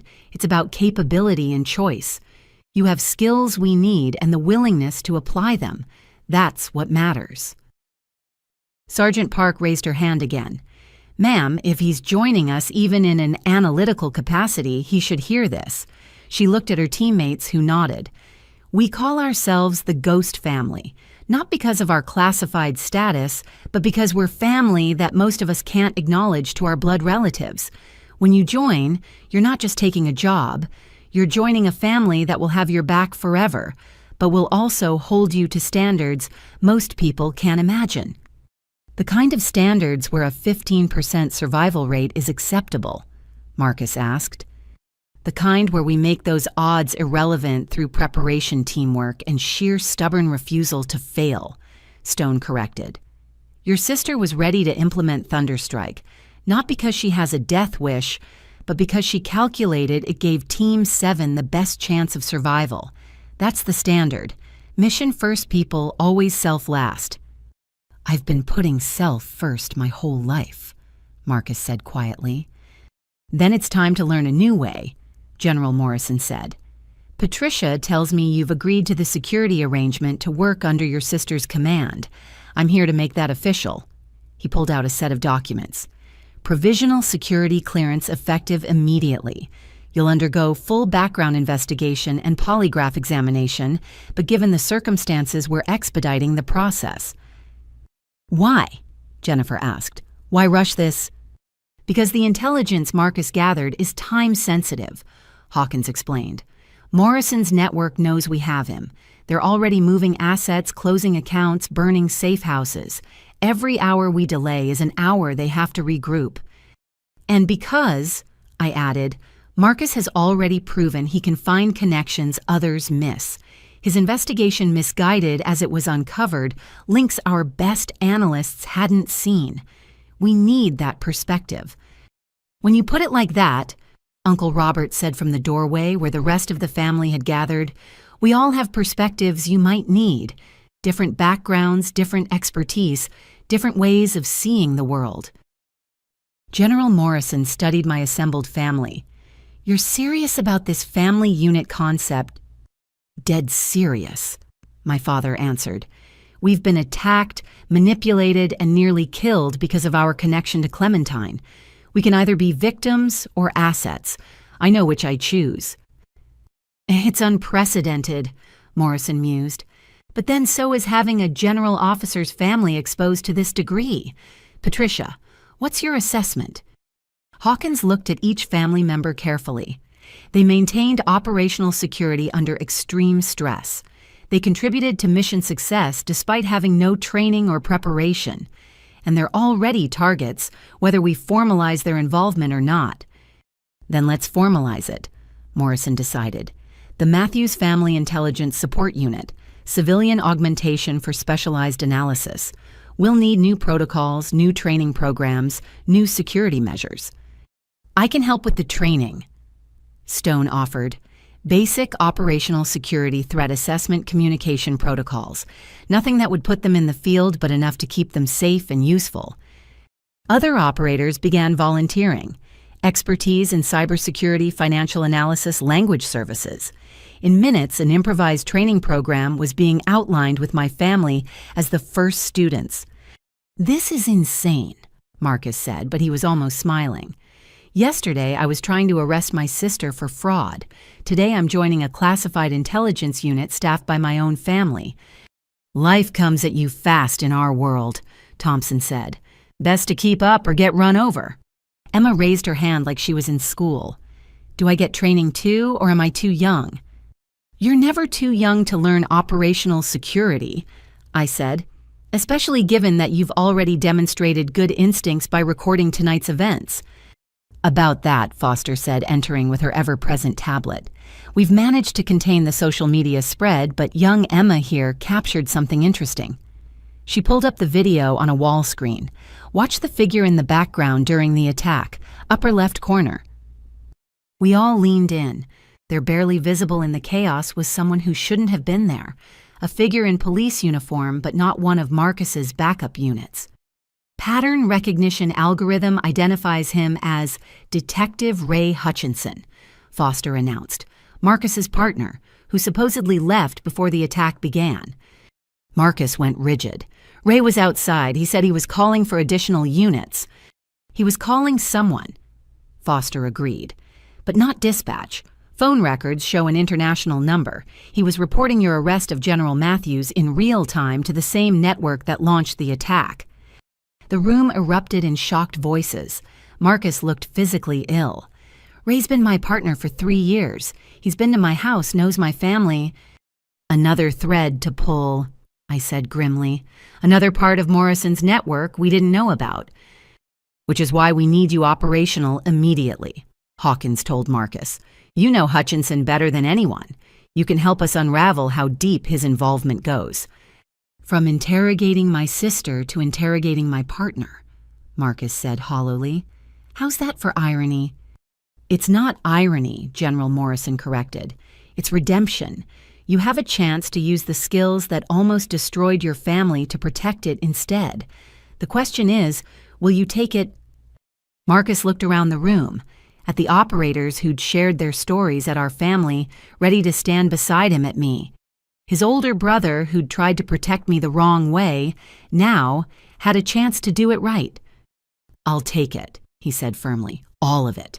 The training, the responsibility, the weight of secrets. I'll carry it. We'll carry it together, Jennifer corrected, taking his hand. That's what family does. As plans formed around us, training schedules, security protocols, operational planning, I felt something I hadn't expected. Pride. Not in my own service or accomplishments, but in my family's courage. They'd been thrust into a world of shadows and chose to bring their own light to it.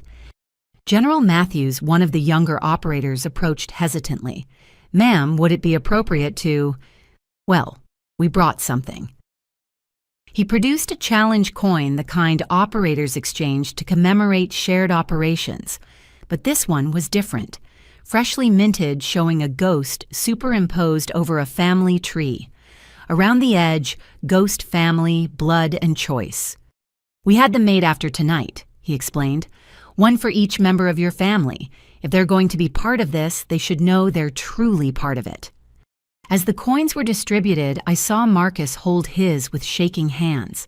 These coins were more than metal. They were acceptance, belonging, redemption, made tangible. "Welcome to the Ghost Family," Stone told him formally. "May you never need us but know we're always there." The war had come home, but home had become something new. Not just a vulnerability to be protected, but a strength to be leveraged.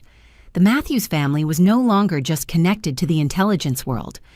We were part of it, and that would change everything. The world shifted in ways none of us could have predicted over the next 48 hours.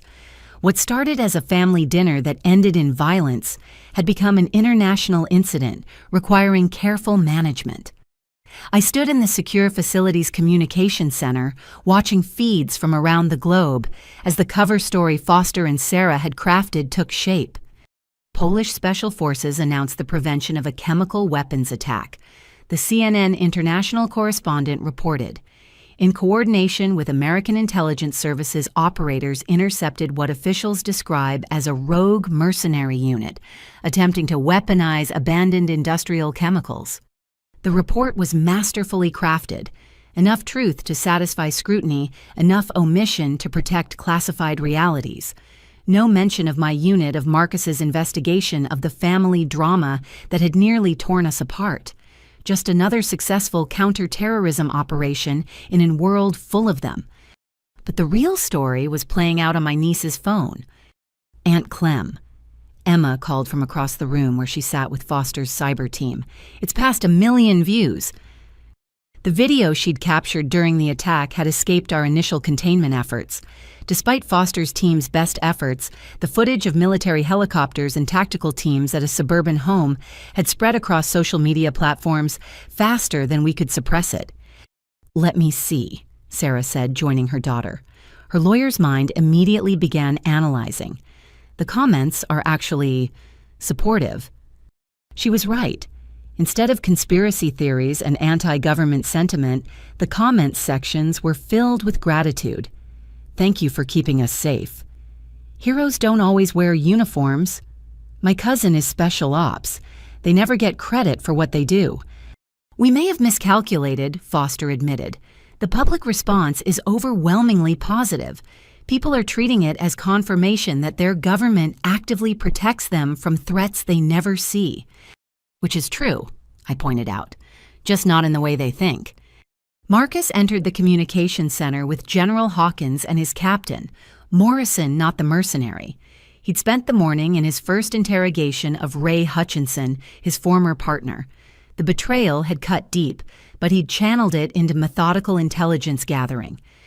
"Hutchinson flipped 6 months ago," Marcus reported. "Right around the time I started investigating Clem. They got to him through gambling debts, classic recruitment. He fed them information about my investigation, helped steer me toward the conclusions they wanted." "How deep was he?" Hawkins asked. "Deep enough to know about other compromised officers. He's given us 3 names in NYPD, 2 in Boston, 1 in Philly. Morrison's network had law enforcement assets throughout the Northeast Corridor." Captain Morrison shook his head in disgust. 20 years on the force. I trained Hutchinson myself. Never saw it coming." "That's what makes insider threats so dangerous," I said. "They know our blind spots because they share them." My phone buzzed with a secure message. The president wanted a video conference in 10 minutes. Not unusual after an operation of this magnitude, but the participant list included people who rarely met officially. Directors of CIA, NSA, FBI, and the chairman of the Joint Chiefs. "Showtime," Hawkins muttered. "Matthews family, you're about to witness something most people with top-secret clearance never see. The national security apparatus actually agreeing on something." We assembled in the conference room as secure connections were established. My family, still processing their new reality, watched with fascination as figures they'd only seen in news reports appeared on screens around the room. General Matthews, the president began without preamble. Outstanding work on Operation Phoenix. I understand there were some unusual circumstances. That's one way to describe it, sir, I replied.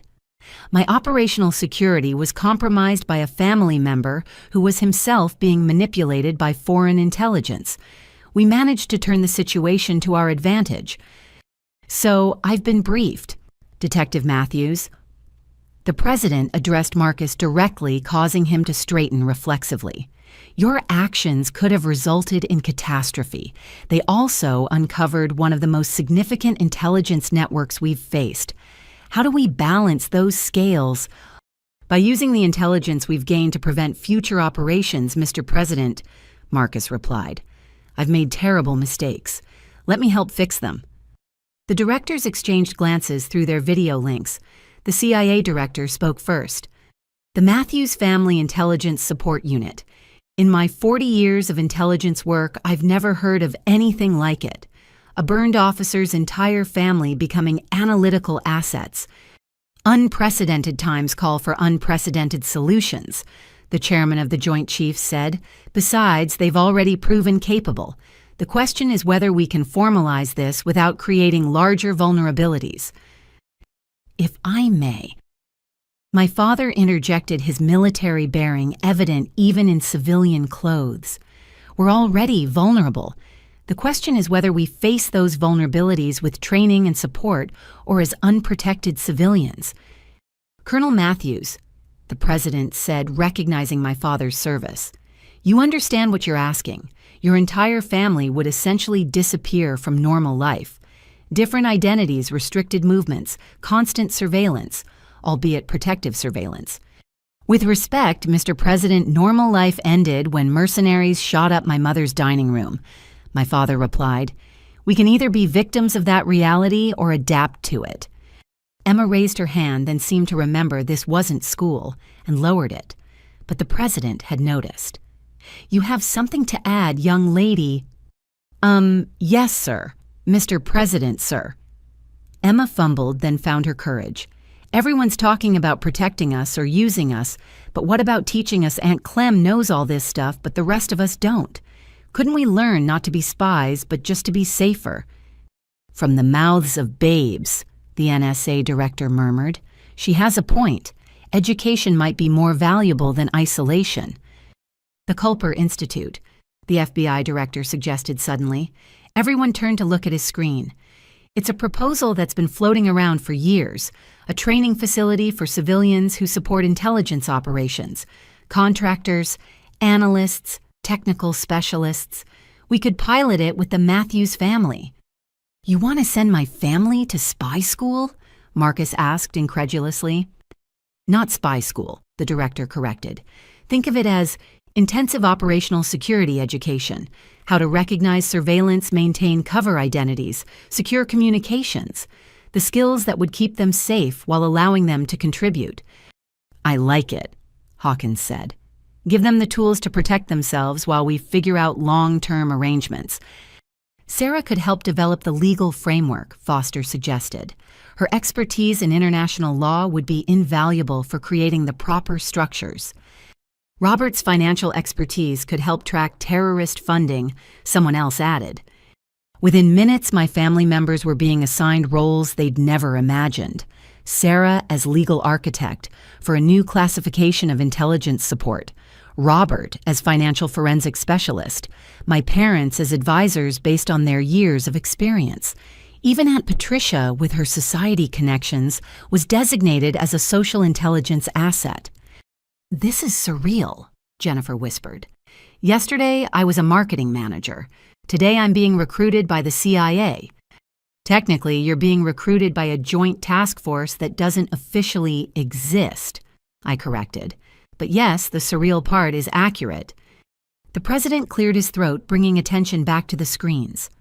There's one more matter to address. General Matthews, your operational cover is blown. You can't return to your previous role. I'd known this was coming, had felt it the moment Marcus slammed those handcuffs on my wrists. 15 years of carefully constructed identity, gone in an instant. However, the president continued, we're not prepared to lose an asset of your caliber. Director Hawkins has a proposal. Hawkins stood her bearing formal. Prometheus Unit will be reconstituted as Joint Special Operations Command, Asymmetric Warfare Division. Public designation as a counter-terrorism fusion center.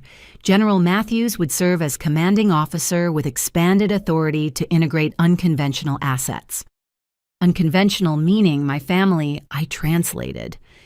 Among others, we've identified similar situations. Intelligence officers whose families have been exposed or threatened. Rather than losing these assets, we create a new paradigm. Family units trained and cleared to support operations. The ghost family concept formalized, General Morrison added from his connection. It has potential. Families understand loyalty in ways individuals sometimes don't. There's still the matter of public perception, the president noted. The video young Emma captured has gone viral. We need to control that narrative.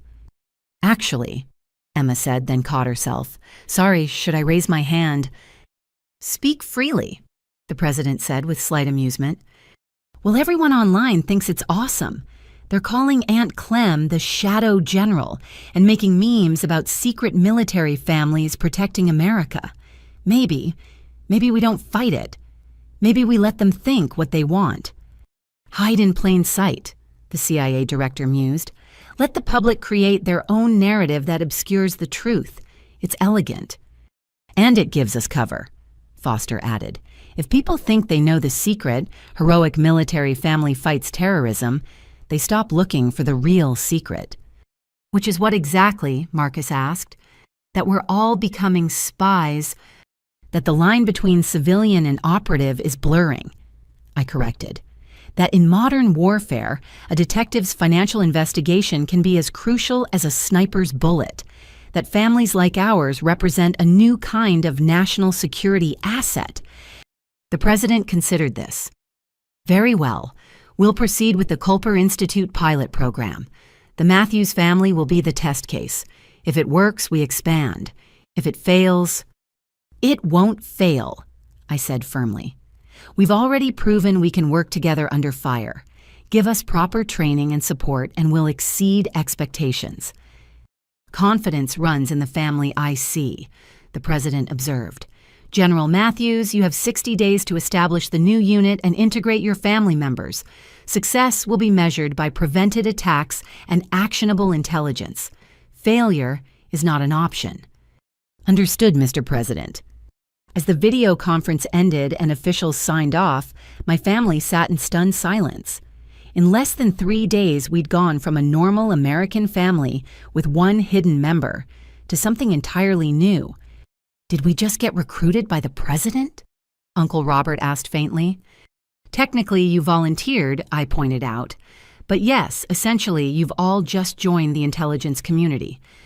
God help us, my mother murmured, then stronger. When does training start? Tomorrow, Hawkins answered. Transport to the Culper Institute leaves at 0600. Bring only essential items. Everything else will be provided. As the family dispersed to make preparations, Marcus lingered. Clem this morning, when I interrogated Ray, seeing how easily he betrayed everything we'd built together. Is that what's waiting for us? Constant suspicion, never knowing who to trust. No, I said firmly. What's waiting is constant vigilance, but also deeper bonds than most people ever experience. You'll learn the difference between trust and verification. You'll develop instincts that keep you safe, and you'll have something Ray never had, a family that truly has your back. The ghost family, he said, pulling out the challenge coin he'd been given. Blood and choice. Blood and choice, I confirmed. Welcome to the shadows, brother. Let's see what light we can bring to them. That evening, as arrangements were made and bags were packed, Emma's video crossed 5 million views. The comments had evolved from simple support to complex theories about secret military families protecting America. Some were surprisingly close to the truth, others wildly off base. But all of them served our purposes. creating a narrative camouflage that would hide our real activities. Look at this one, Emma showed me. Someone's writing fan fiction about the Shadow General and her family of spies. It's actually pretty good. I read over her shoulder, amused by how the fictional version of me was somehow both more and less impressive than reality. Well, if they're going to tell stories about us, at least they're making us heroes. Aren't we, Emma asked seriously, heroes? I mean, we stopped bad guys, saved lives, protected America. That's what heroes do. Heroes are people who do necessary things despite the cost, I said. By that definition, yes, we're heroes. Flawed, complicated, classified heroes, but heroes nonetheless. Cool, she said simply, then went back to reading fan fiction about our fictional adventures. The war had come home, but home had transformed into something unprecedented. The Matthews family was no longer just surviving in the shadows. We were learning to thrive in them, and somewhere in the distance, threats were gathering that would test our new unity. But that was tomorrow's battle. Tonight we were together preparing for a future none of us could have imagined. The family business had evolved, and we were evolving with it. 6 weeks into training at the Culper Institute, the Matthews family had transformed in ways that surprised even me. I watched from the observation deck as my 74-year-old father completed an escape and evasion exercise using fieldcraft that would have impressed operators half his age. Below, Sarah was conducting a mock interrogation in Mandarin, while Robert analyzed financial data streams for terrorist markers. Even Aunt Patricia had found her niche using her society connections to practice social engineering scenarios. Your family is exceeding all projected metrics, Director Catherine Walsh said, joining me at the window. The Culper Institute's commanding officer was a legend in intelligence circles, a former CIA operative who'd literally written the book on civilian intelligence integration. They're motivated, I replied. Nothing focuses the mind like being shot at in your grandmother's dining room. Speaking of which, Walsh pulled out a secure tablet. We have a situation that requires the unique capabilities your unit provides. I reviewed the intelligence brief. The UN Security Council was forming a new international peacekeeping initiative. Not the traditional blue helmets, but something more sophisticated. A multinational intelligence and operations fusion center designed to prevent conflicts before they required military intervention. They want you to lead it, Walsh said simply. Your reputation from the Morrison operation has spread through intelligence circles. 14 nations have specifically requested your involvement. I'm compromised, I pointed out. My identity is blown. How can I lead a covert unit when my face is all over social media as the Shadow General? That's exactly why they want you, Walsh countered. You've become a symbol, the operative who chose family over shadows. It gives you credibility with nations that distrust traditional American intelligence assets. Through the window, I watched Marcus complete a surveillance detection route. 6 weeks ago, he'd arrested me. Now he moved through the exercise with natural talent, his detective instincts adapting seamlessly to intelligence work. It would mean leaving again, I said quietly. After just getting my family back. Would it? Walsh smiled. Read page 3. I flipped to the designated section and felt my eyebrows rise. The proposal included provisions for family integration, security positions, analytical roles, even educational opportunities for dependents. It was the ghost family concept on an international scale. They're offering to hire my entire family. They're offering to create a new paradigm, Walsh corrected. Intelligence work has always demanded isolation from loved ones. But what if that's backwards? What if family integration actually enhances operational security? A knock interrupted us. Marcus entered, still sweating from his exercise. Clem, Mom needs you in the communications lab. Something about a call from Geneva. Geneva, where the UN initiative was being coordinated. Word traveled fast in intelligence circles. In the secure communications facility, I found my family assembled. Someone had already briefed them on the basics of the offer. The discussion that followed was unlike any operational planning I'd experienced. It's a tremendous opportunity, my mother said carefully, but we've just started to heal as a family. Would this tear us apart again? Not if we do it right, Sarah interjected. She'd pulled up the legal framework on her tablet. Look at these provisions.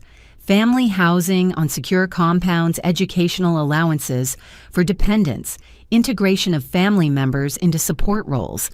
They're not just tolerating families, they're incorporating them. It's unprecedented, Robert added.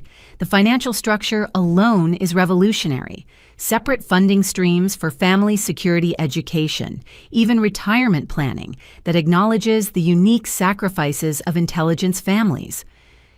But what about Emma? Jennifer asked.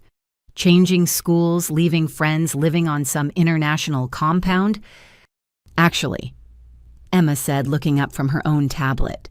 The international school they're proposing has better STEM programs than anything here, and they offer diplomatic security training for dependents. I could actually learn the stuff you all are learning, just age-appropriate. Trust my tech-savvy niece to have already researched the educational options. The real question, my father said slowly, is whether this serves the mission. Not our comfort, not our preferences. The mission to protect innocent lives and prevent conflicts. Thank you, Colonel Matthews, I said with slight sarcasm, always focusing on the big picture. Someone has to, he replied, without humor. Clementine, you've spent 15 years making decisions based on operational necessity. Don't stop now because family is involved. Make the right call for the right reasons. Marcus had been silent throughout the discussion. Finally, he spoke. 6 weeks ago, I destroyed your career trying to protect this family. Now you have a chance to rebuild it, bigger and better than before. But you're hesitating because of us. I'm hesitating because I just got you back. I admitted. All of you. The thought of jeopardizing that. You're not jeopardizing anything, Grandmother Dorothy said firmly. She'd been quiet knitting in her corner, a new habit that disguised her practice with fiber optic communication cables. You're offering us the chance to be part of something important, to serve alongside you instead of waiting at home wondering if you're alive. It would be dangerous, I warned. International operations, multiple threat vectors, constantly evolving situations. As opposed to the safety of suburban Virginia where mercenaries attack birthday dinners, Patricia asked dryly. Dear, we're already in danger. At least this way we're trained and prepared for it. I want to do it, Marcus said suddenly. Not because I owe you or because I'm trying to make amends. Because for the first time in my career, I see the chance to make a real difference. The Financial Crimes Unit I'd be working with, they're tracking networks that fund terrorism, human trafficking, weapons smuggling. That's the job I thought I was doing as a detective, but on a scale that actually matters. One by one, the family members voiced their support. Even Jennifer, initially reluctant, admitted that the marketing and communications role they'd offered her was more challenging and meaningful than anything in the corporate world.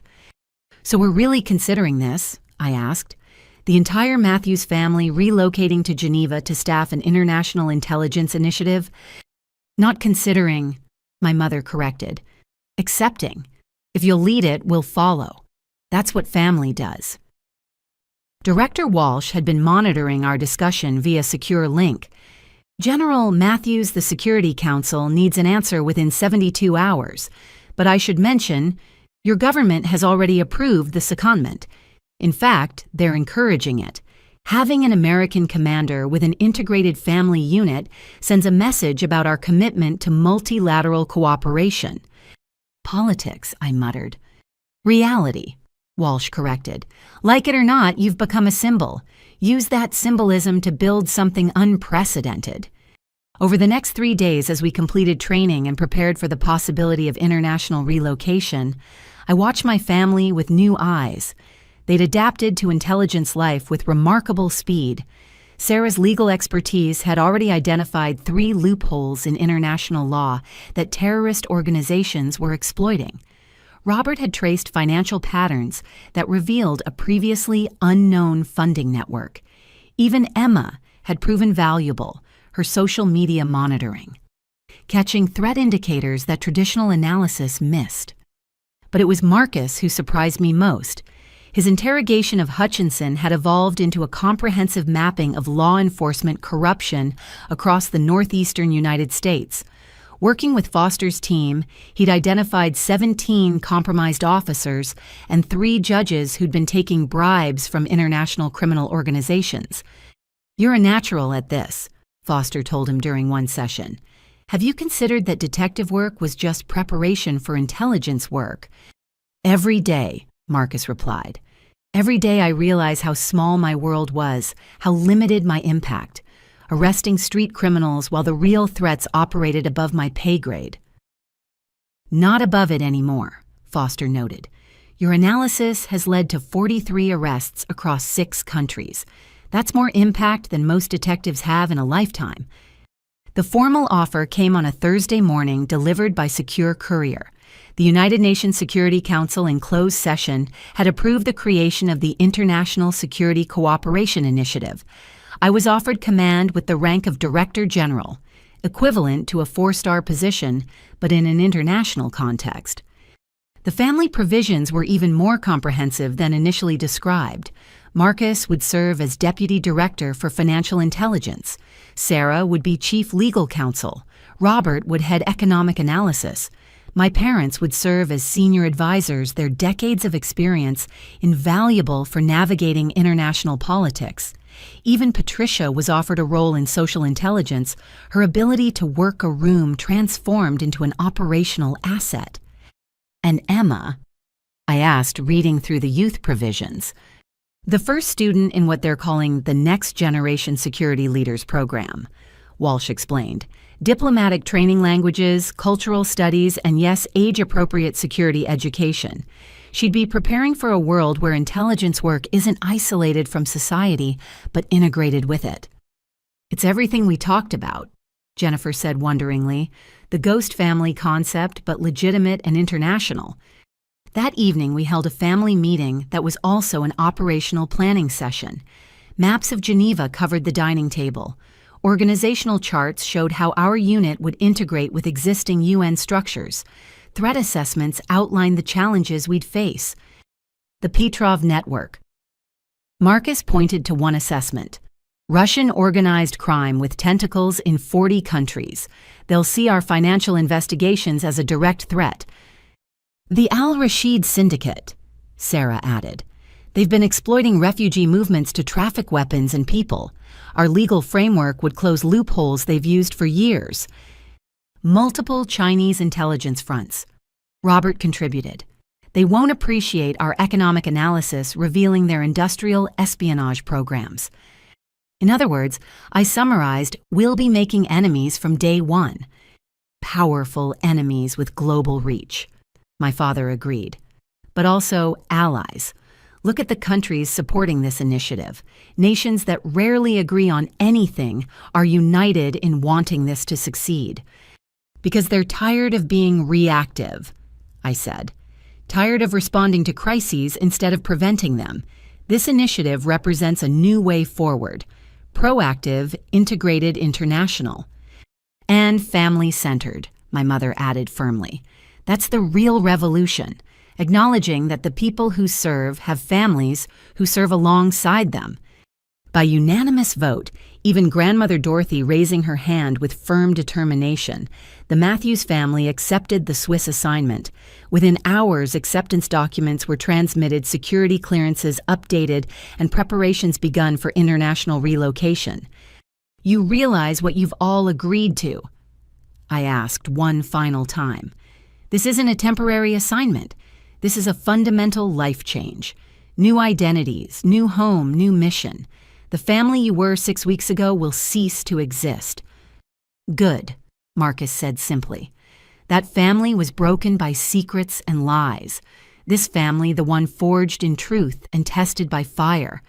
This family is ready for whatever comes next." Emma raised her hand. "So does this mean I need to learn French?" "Among other languages," I confirmed. "Think you can handle it?" She grinned. "I'm a Matthews. We adapt, overcome, and protect. Languages are just another operational skill, right? Right. I agreed, marveling at how quickly she'd absorbed our new reality. As the family dispersed to begin packing, Director Walsh pulled me aside.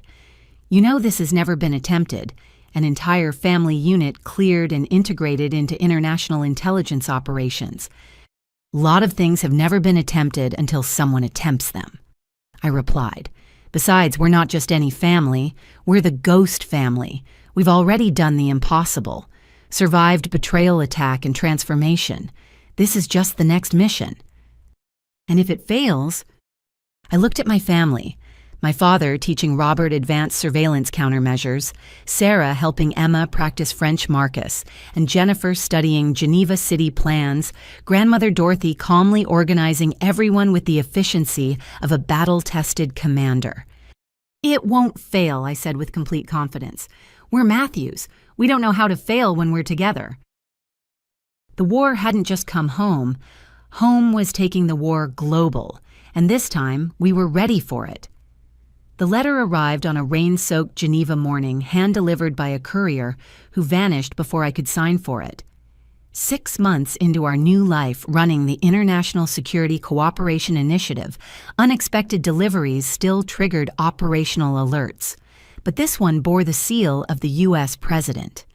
I opened it in my secure office 18 floors above Lake Geneva, in a building that didn't appear on any public registry.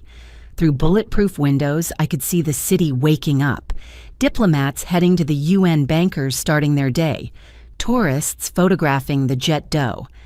None of them knew that this anonymous glass tower housed the world's most ambitious intelligence fusion center. The letter was brief, but its impact profound. Marcus was being offered a presidential pardon for his security violations, contingent on one condition: he join my personal security detail as head of family protection. "Interesting morning?" Marcus asked from the doorway. He'd developed an uncanny ability to appear when significant decisions loomed, a skill honed by 6 months of intelligence training. "How did you know?" "Presidential courier vehicles have a specific electromagnetic signature," he said, entering and closing the soundproof door behind him. "Emma's been teaching me her detection techniques." I handed him the letter. He read it twice, his detective's face revealing nothing. "A pardon," he said finally. "Complete expungement of all charges. My record cleared, my law enforcement credentials restored. All I have to do is become your bodyguard." "Head of family security," I corrected. "It's more than close protection. You'd coordinate all security measures for our operational family members." "Your bodyguard with extra responsibilities," he said dryly. "The president's way of keeping me close enough to monitor while using my skills." Through the window, I watched our family's morning routine play out in the courtyard below. My parents walked their security route, my father's military bearing still evident at 74. Sarah was practicing Krav Maga with her instructor, while Emma attended her diplomatic protocol class in the adjacent building. The Matthews family had adapted to Geneva with remarkable efficiency. "You've built something amazing here, Clem," Marcus said, joining me at the window. 6 months and already the ISEI has prevented 3 terrorist attacks, disrupted 7 trafficking networks, and frozen almost $1 billion in illicit funds. "We built it," I corrected. "Your financial investigation unit identified half those networks. Working under your command," he noted. "Which brings us back to this letter. They want to formalize what's already happening. Me working for you, taking orders from my little sister. Is that what bothers you, the hierarchy?" He was quiet for a moment. "What bothers me is that I want to say yes, not because of the pardon or the career rehabilitation, but because it's the right position for me. I've spent 6 months studying security operations, learning from the best in the world. I know I could keep this family safer than anyone else. But it feels like running away from what I did. Taking a pardon instead of facing consequences, getting rewarded for betraying you." I turned from the window to face him directly. "Marcus, you've been facing consequences every day for 6 months. Every security briefing where you hear about threats against us. That's consequence. Every time you see the scars on Team 7's operators, that's consequence. The question isn't whether you've paid for your mistakes. It's whether you're going to let those mistakes define your future. Wise words from the Shadow General, he said with a slight smile. The nickname had followed us to Geneva, much to my annoyance. Practical words from your commanding officer, I corrected. I need someone I trust protecting this family, someone who understands both the operational and personal dynamics, someone who's already proven they'll do anything to keep us safe, even if their methods need refinement. You trust me after everything. I trust the man who helped save Team 7, who spent 6 months dismantling terrorist networks, who reads Emma bedtime stories that secretly teach her escape routes. I smiled at his surprised expression. Yes, I know about those. Goldilocks and the 3 safe houses creative. A knock interrupted us. Jennifer entered with a tablet showing urgent alerts. We have a situation. The Al-Rashid Syndicate just put bounties on IC leadership, significant ones. Marcus immediately shifted into security mode, taking the tablet and analyzing the intelligence. 5 million for you, Clem. 2 million each for department heads.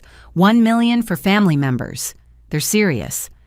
Source verification, I asked. Confirmed through 3 independent networks, Jennifer replied. Foster's team at the FBI corroborated through their own sources. This is real. Marcus looked at me. This is exactly why you need dedicated security leadership. Someone whose only job is keeping this family safe while you focus on operations. Someone like you. There's no one like me, he said without arrogance. No one else who knows this family's dynamics understands the operational environment and has the motivation to never fail again. I couldn't protect you 6 months ago because I didn't understand the threat. Now I do. Jennifer looked between us. Should I leave you two to discuss? No, I said. This affects you too. Marcus taking this position means our family becomes even more integrated into ISI operations. More training, more security protocols, more restrictions on normal life. Normal life. Jennifer laughed. Emma's learning 4 languages and practices escape routes for fun. I analyze terrorist communications over breakfast. Marcus interrogates international criminals between school pickup. We left normal in Virginia. And you're okay with that? I'm okay with being part of something that matters, she said firmly. Do you know what Emma told me yesterday? She said she's proud that our family stops bad people. That little girl who was terrified in grandmother's dining room now wants to be just like her Aunt Clem. That's worth any inconvenience. My secure phone buzzed, General Hawkins calling from Washington. Patricia, I answered. I assume you're calling about the letter. Among other things, her voice was carefully neutral. The president wanted my assessment of Detective Matthews' suitability for the position. And I told him that Marcus Matthews has proven himself repeatedly over the past 6 months. His financial investigations have been exemplary. His security assessments are thorough and innovative. His dedication to protecting his family is absolute. But the ghost of his betrayal will follow him without this pardon. Every security briefing, every operational meeting, there will always be those who remember how this started. The pardon clears that Slate gives him legitimacy in our world. You support this? I support whatever keeps your unit operational. You've exceeded every expectation, Clementine.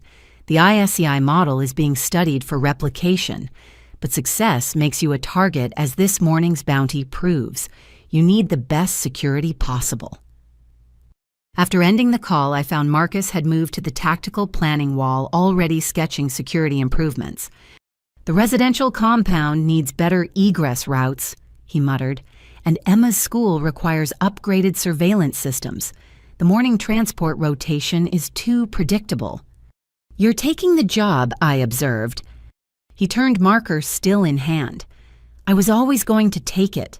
The moment I read that letter, I knew. This is where I belong, what I'm meant to do. I just needed to process the guilt first. And have you? No. I'll probably carry guilt forever. But I've learned guilt can be fuel if you use it right. Every time I doubt myself, I remember you in handcuffs in grandmother's dining room. It reminds me why I can never be complacent again. Over the next hour, we outlined the new security structure. Marcus would officially become Director of Family Security Operations, reporting directly to me, but with autonomous authority for protective decisions. His team would include operators from 7 different nations, all specially selected for their expertise in protecting intelligence families. "I want stone on the detail," Marcus said, referring to Team 7's commander. "She's rotating out of field operations soon. There's no one I'd trust more for close protection." "She'll resist. Stone's not the bodyguard type." "She is for this family. We saved her team together. That creates bonds." As we worked, other family members drifted in. Word of the morning's developments had spread through our secure compound with typical efficiency. My father arrived with coffee and tactical suggestions. Sarah brought legal frameworks for the new position. Robert had financial projections for the expanded security budget. "Family meeting," I asked as the office filled. "Family strategy session," my mother corrected.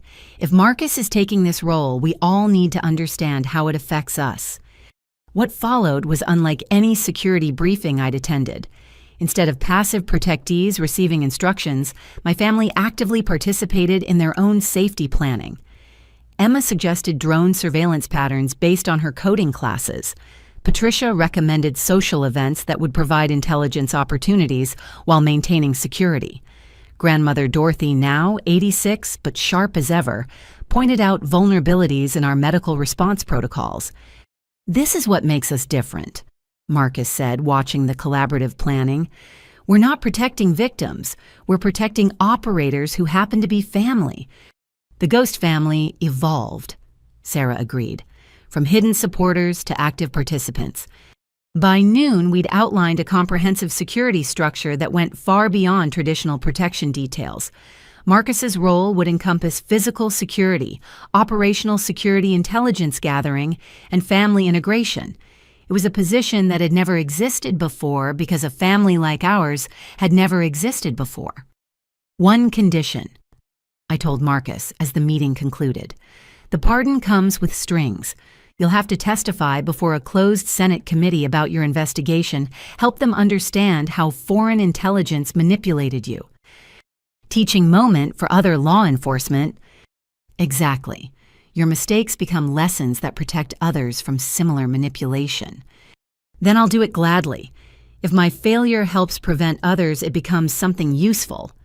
That afternoon, I watched Marcus coordinate his first official security briefing as Director of Family Security Operations.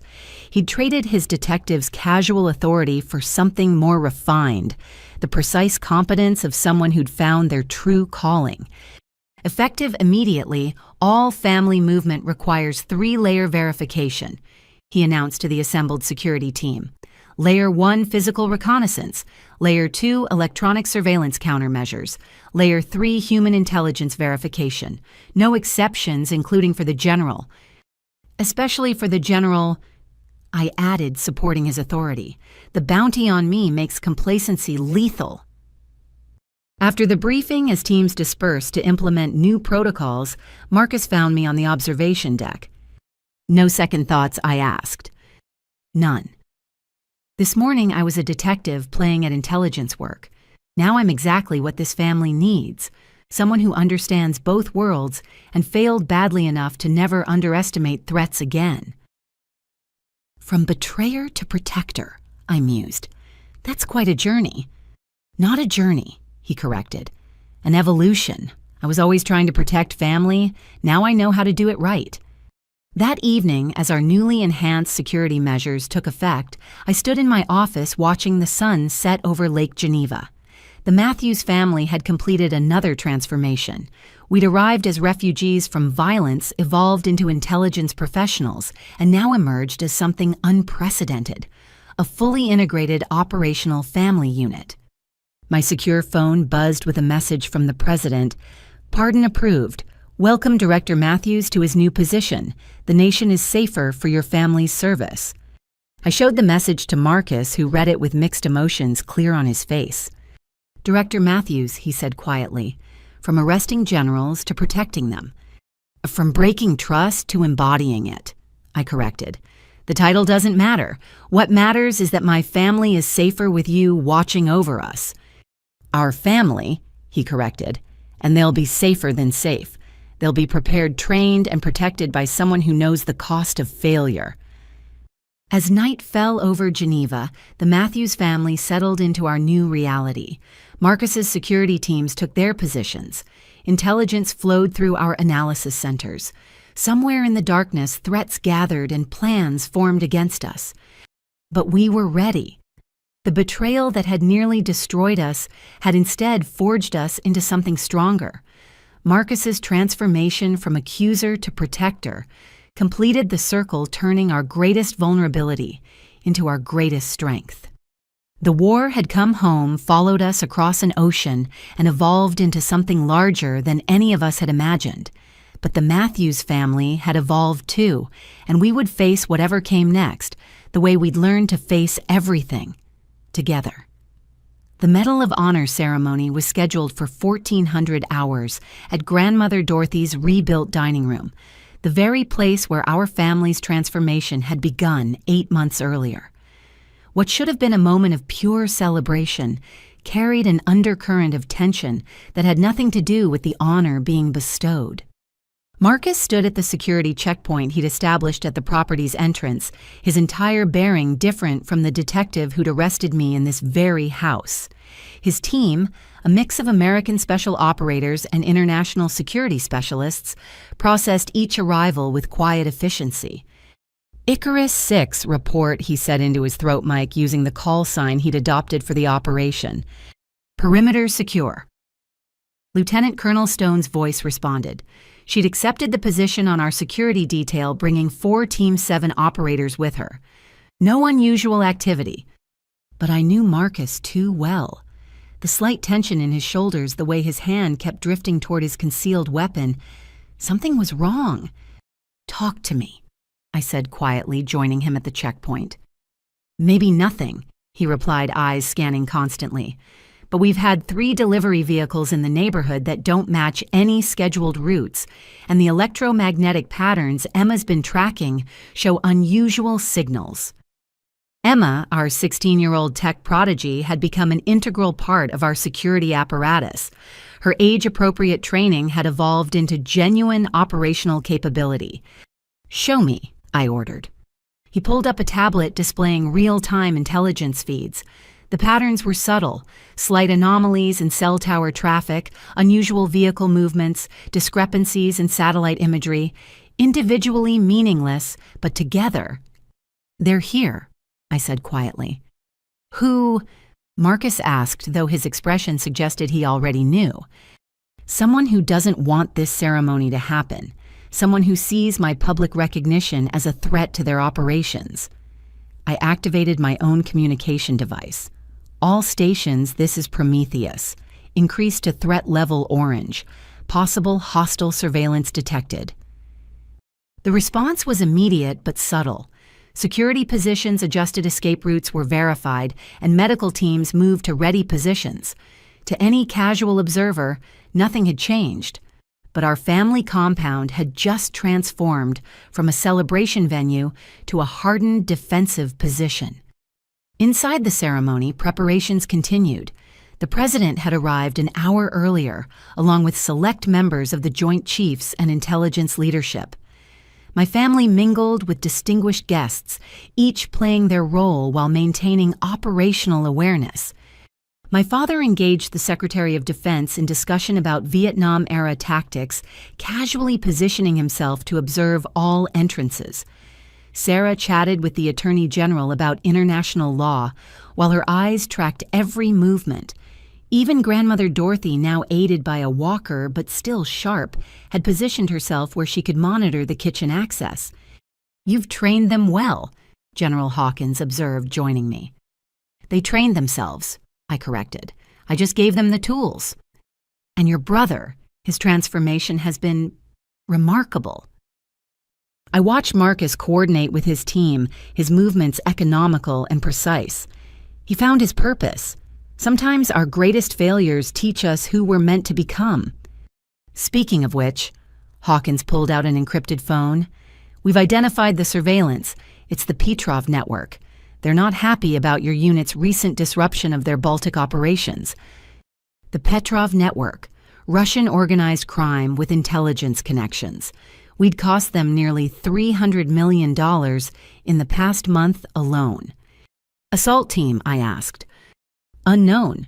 Could be surveillance only gathering intelligence for future operations. Or they're waiting for the right moment to strike. I finished. When we're most vulnerable, most public. The Medal of Honor ceremony. Maximum publicity. Senior government officials present my entire family in one location. From an operational perspective, it was a perfect target. Recommend postponing, Hawkins said. Negative. That shows weakness, lets them dictate our actions. I made a decision. We proceed as planned, but we turn their trap into ours. You want to use the Medal of Honor ceremony as bait. I want to show them that the Matthews family doesn't hide from threats. We face them. Over the next hour, as guests arrived and the ceremony approached, our security posture shifted subtly. Marcus repositioned assets based on the surveillance patterns. Stone's team prepared counter-assault positions. Emma deployed her drone network, providing real-time overhead coverage. But it was the family's response that truly impressed. Without any explicit coordination, they began maneuvering guests away from windows, creating natural groupings that would be easier to protect, establishing clear fields of fire for our security teams. It's like watching a ballet, the FBI director murmured to Foster. They're running a security operation while hosting a party. The Matthews family doesn't do anything halfway, Foster replied. They've become what we always hoped was possible, civilians with operator mindsets. At 13:50 hours, 10 minutes before the ceremony, Marcus appeared at my elbow. We have movement. 3 vehicles approaching from different vectors. Thermal imaging shows multiple occupants' body armor probable. Positions. Northeast and southwest. Classic assault pattern.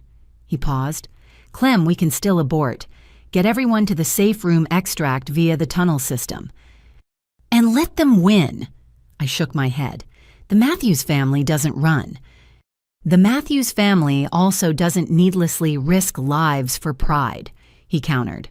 There are 30 civilians here, including the president. He was right, of course. The responsible decision would be to abort, evacuate, regroup. But something deeper drove my decision, a need to show that 8 months after they'd first attacked us here, we were no longer victims. Marcus, do you trust me? He didn't hesitate. With my life. Then trust me now. Alert positions, prepare for contact, but let them come. We have advantages they don't expect.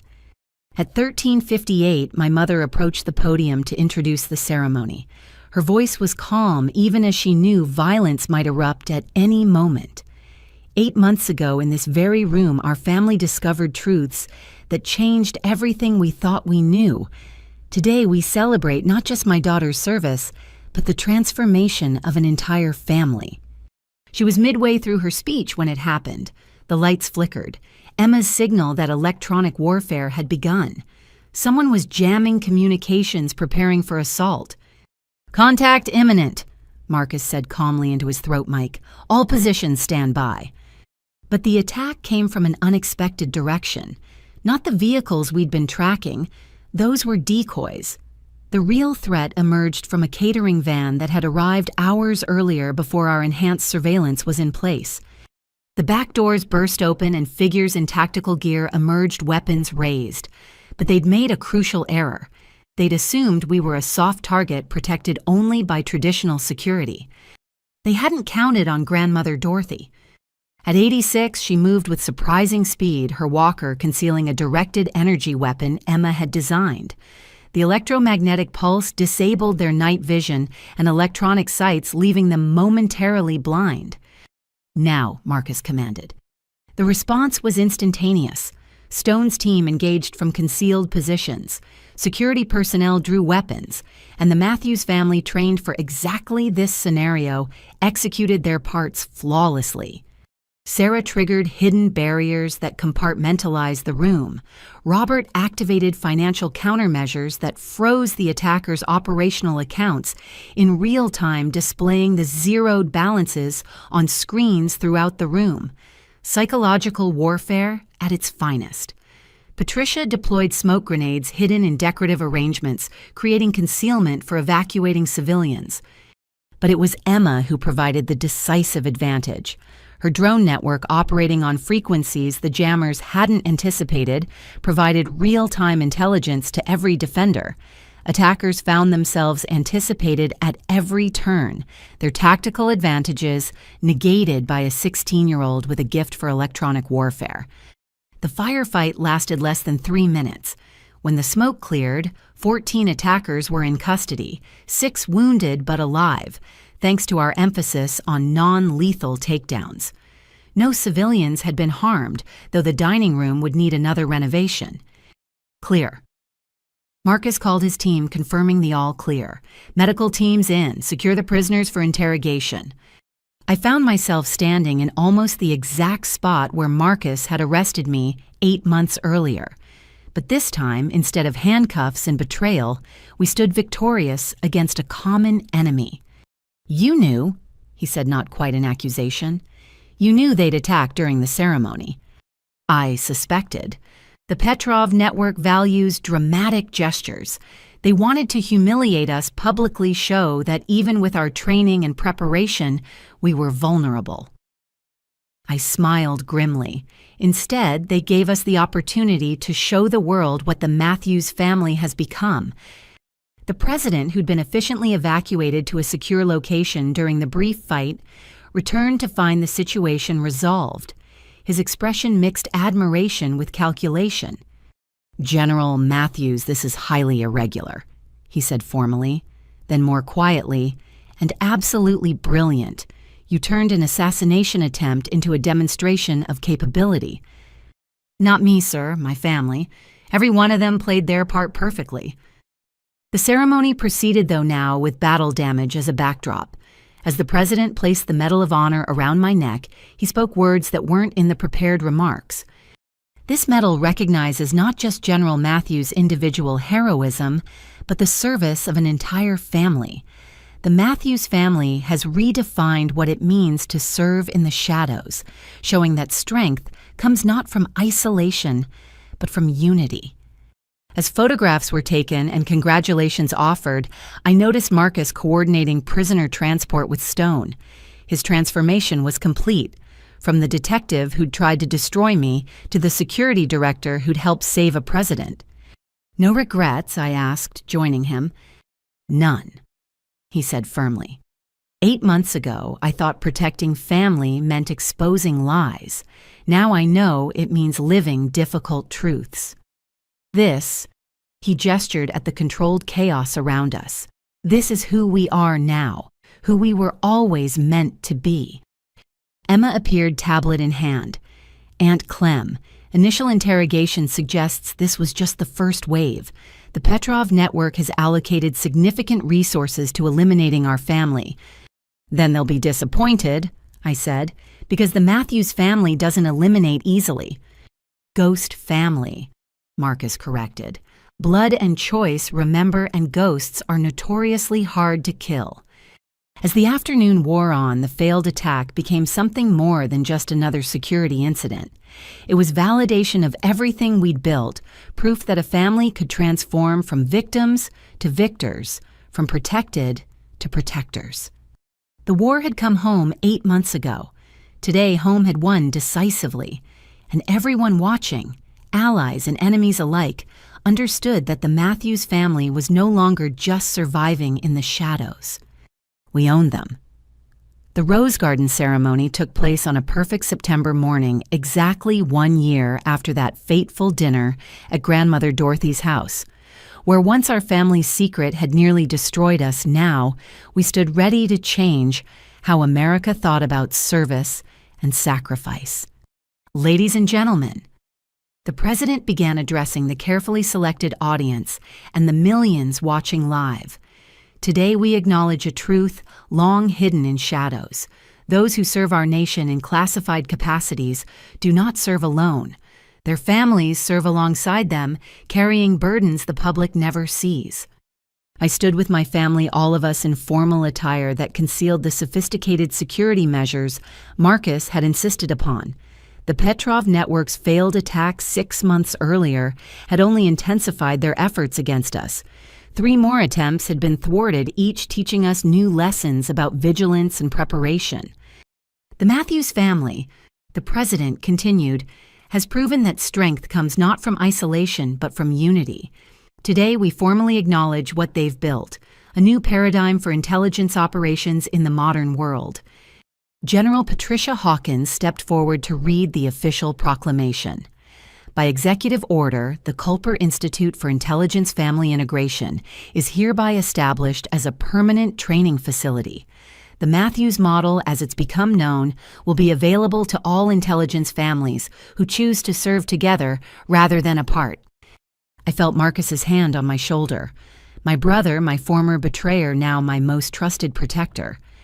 In the year since he'd arrested me, he'd prevented 7 attempts on our family's lives and revolutionized how we thought about operational security.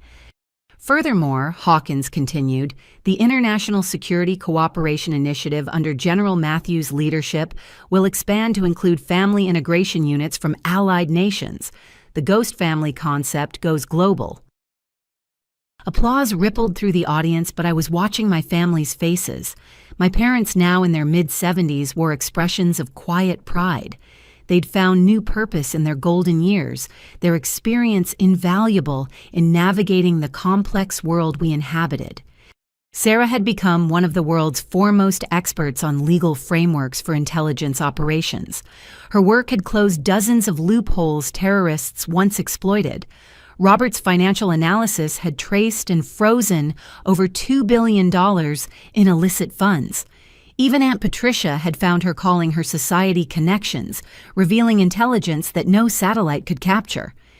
But it was Emma who represented our greatest success. Now 17, she'd grown from a frightened girl recording a family crisis to a confident young woman who'd already contributed to 3 major operations. Her acceptance to MIT's Special Security Technology program meant the next generation would be even better prepared than we were. General Matthews. The president said, "Would you like to say a few words?" I stepped to the podium, looking out at faces both familiar and unknown. Former enemies sat in the audience. Some imprisoned others turned to our cause. Team 7 was there in full dress uniform stone, now wearing the stars of a general officer. The Culper Institute's latest class of intelligence families watched from the back rows, learning from our example.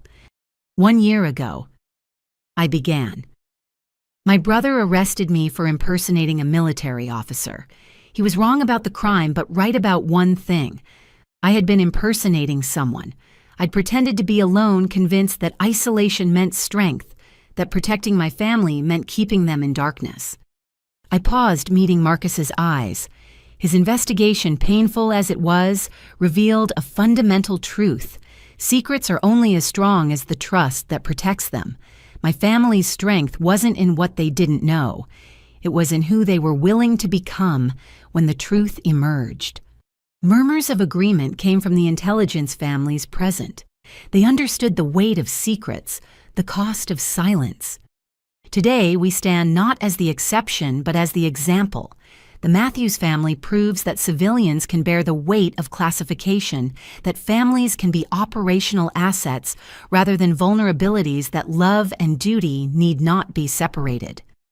I gestured to each family member as I continued.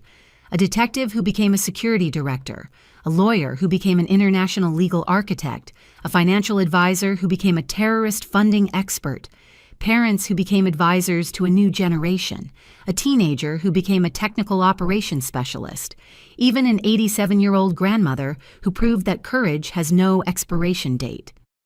Grandmother Dorothy raised her cane in acknowledgement, drawing laughter and applause. But our greatest transformation wasn't in our capabilities. It was in our understanding. We learned that true strength comes from facing hard truths together rather than comfortable lies alone. That redemption is possible for those brave enough to seek it. That families bound by choice are as strong as those bound by blood. I pulled out my challenge coin, the one given to Marcus by Team 7. The Ghost Family motto, blood and choice. We are bound by blood but defined by our choices. Marcus chose to investigate me out of love. I chose to forgive out of understanding. We all chose to transform pain into purpose.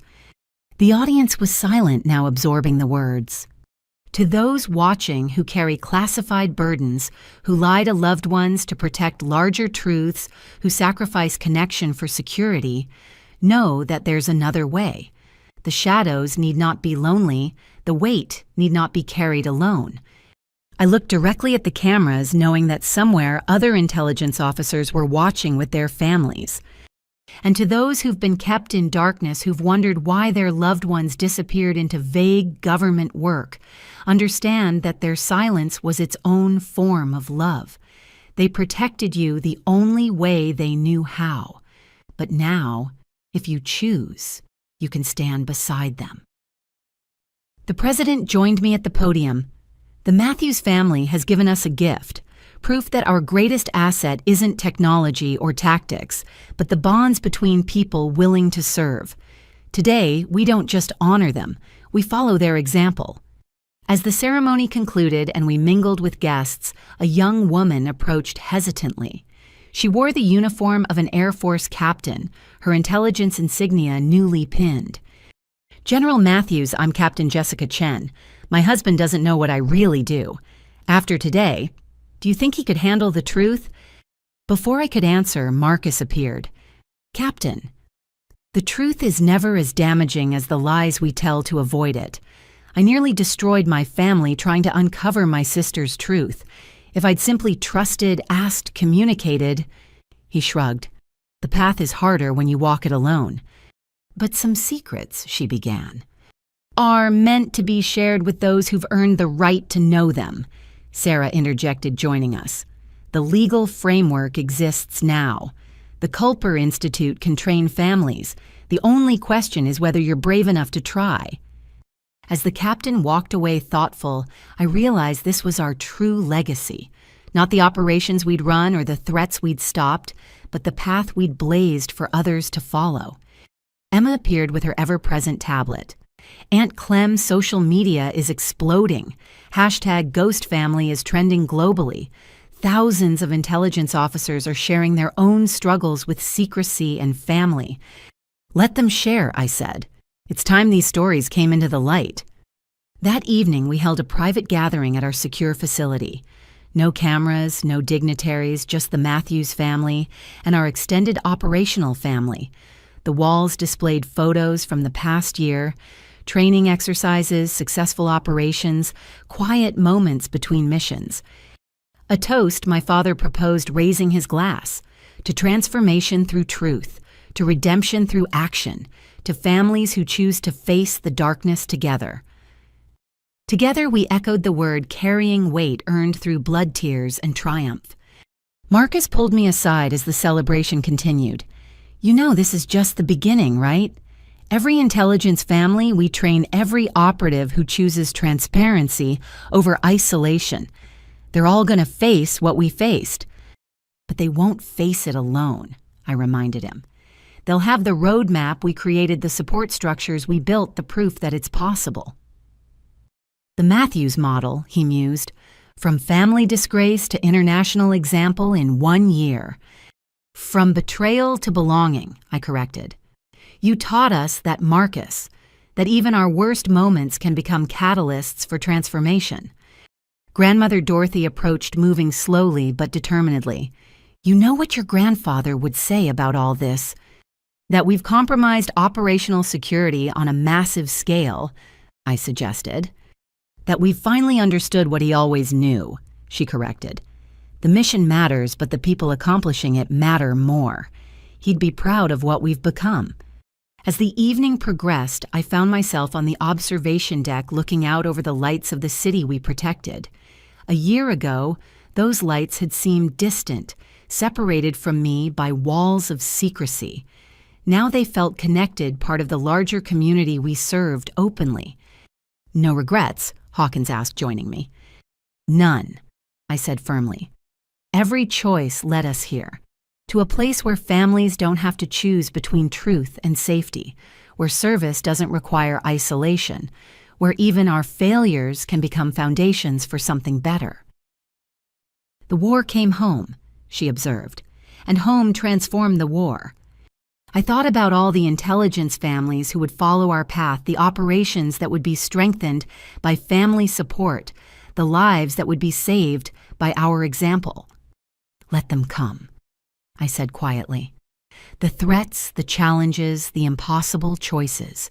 The Matthews family, the Ghost family, will face them as we've learned to face everything." "Together," Hawkins agreed. "Together," I confirmed, "always together." As midnight approached, marking exactly 1 year since Marcus's investigation had shattered our carefully constructed lies, I gathered my family for one final announcement. "The President asked me a question today that I couldn't answer without consulting you all. The UN wants to expand the ISCI model globally. 5-year commitment based in Geneva, but with operations worldwide. It would mean continuing this life. The danger, the secrecy, the sacrifice. But also the purpose," Robert added. "The meaning, the impact, the difference we make." "The family we've become," Jennifer said, holding Marcus's hand. "I'm in," Emma said immediately. "MIT has a distance program for operational necessities." One by one they voted. Unanimous agreement, as I'd known it would be. We'd found our calling in the shadows, and we wouldn't abandon it now. "Then the Ghost family goes global," I announced. "May God help anyone who threatens the innocent on our watch." As we prepared to leave to return to our secure compound and plan for the future, Marcus stopped me one last time. "Clem, thank you." "For what?" "For forgiving me, for trusting me, for showing me that redemption isn't just possible, it's powerful." "Thank you," I countered, "for having the courage to seek truth even when that truth nearly destroyed us. Your investigation saved us all, just not in the way any of us expected." "The Matthews way," he said with a smile. "Finding victory in defeat, strength in vulnerability, family in the most unlikely places." "The Ghost family way," I corrected. "Blood and choice, shadows and light always together." As we walked out into the night, I knew that somewhere other families were having difficult conversations about truth and lies service and sacrifice. They would struggle, as we had struggled, doubt, as we had doubted. But they would also discover what we had learned, that the strongest families aren't those without secrets, but those who choose to face their secrets together. That redemption comes not from perfection, but from the courage to transform our failures into foundations for something better. The war had come home. Home had transformed the war. And in that transformation, we'd found something more powerful than any weapon, more valuable than any intelligence, more enduring than any threat. We'd found each other. And that more than any medal or recognition was our true victory. "Hey, readers," I said, turning to address you directly. "If you've made it this far, you've witnessed our family's journey from betrayal to belonging, from secrets to strength. But here's my question for you. What secrets are you keeping from those you love? What truths might set your family free if you found the courage to share them? Remember, we're only as strong as the trust between us." Sometimes the hardest conversations lead to the strongest bonds. Would you choose comfortable lies or difficult truths? Let me know in the comments below. And if our story resonated with you, please subscribe, and share it with someone who might need to hear that redemption is always possible, that families can survive anything when they face it together. Thank you for joining us in the shadows. May you find your own light there. Until next time, remember, Ghost Family isn't just about blood or choice. It's about having the courage to transform your deepest wounds into your greatest strengths, Stay safe, stay strong, and most importantly, stay together.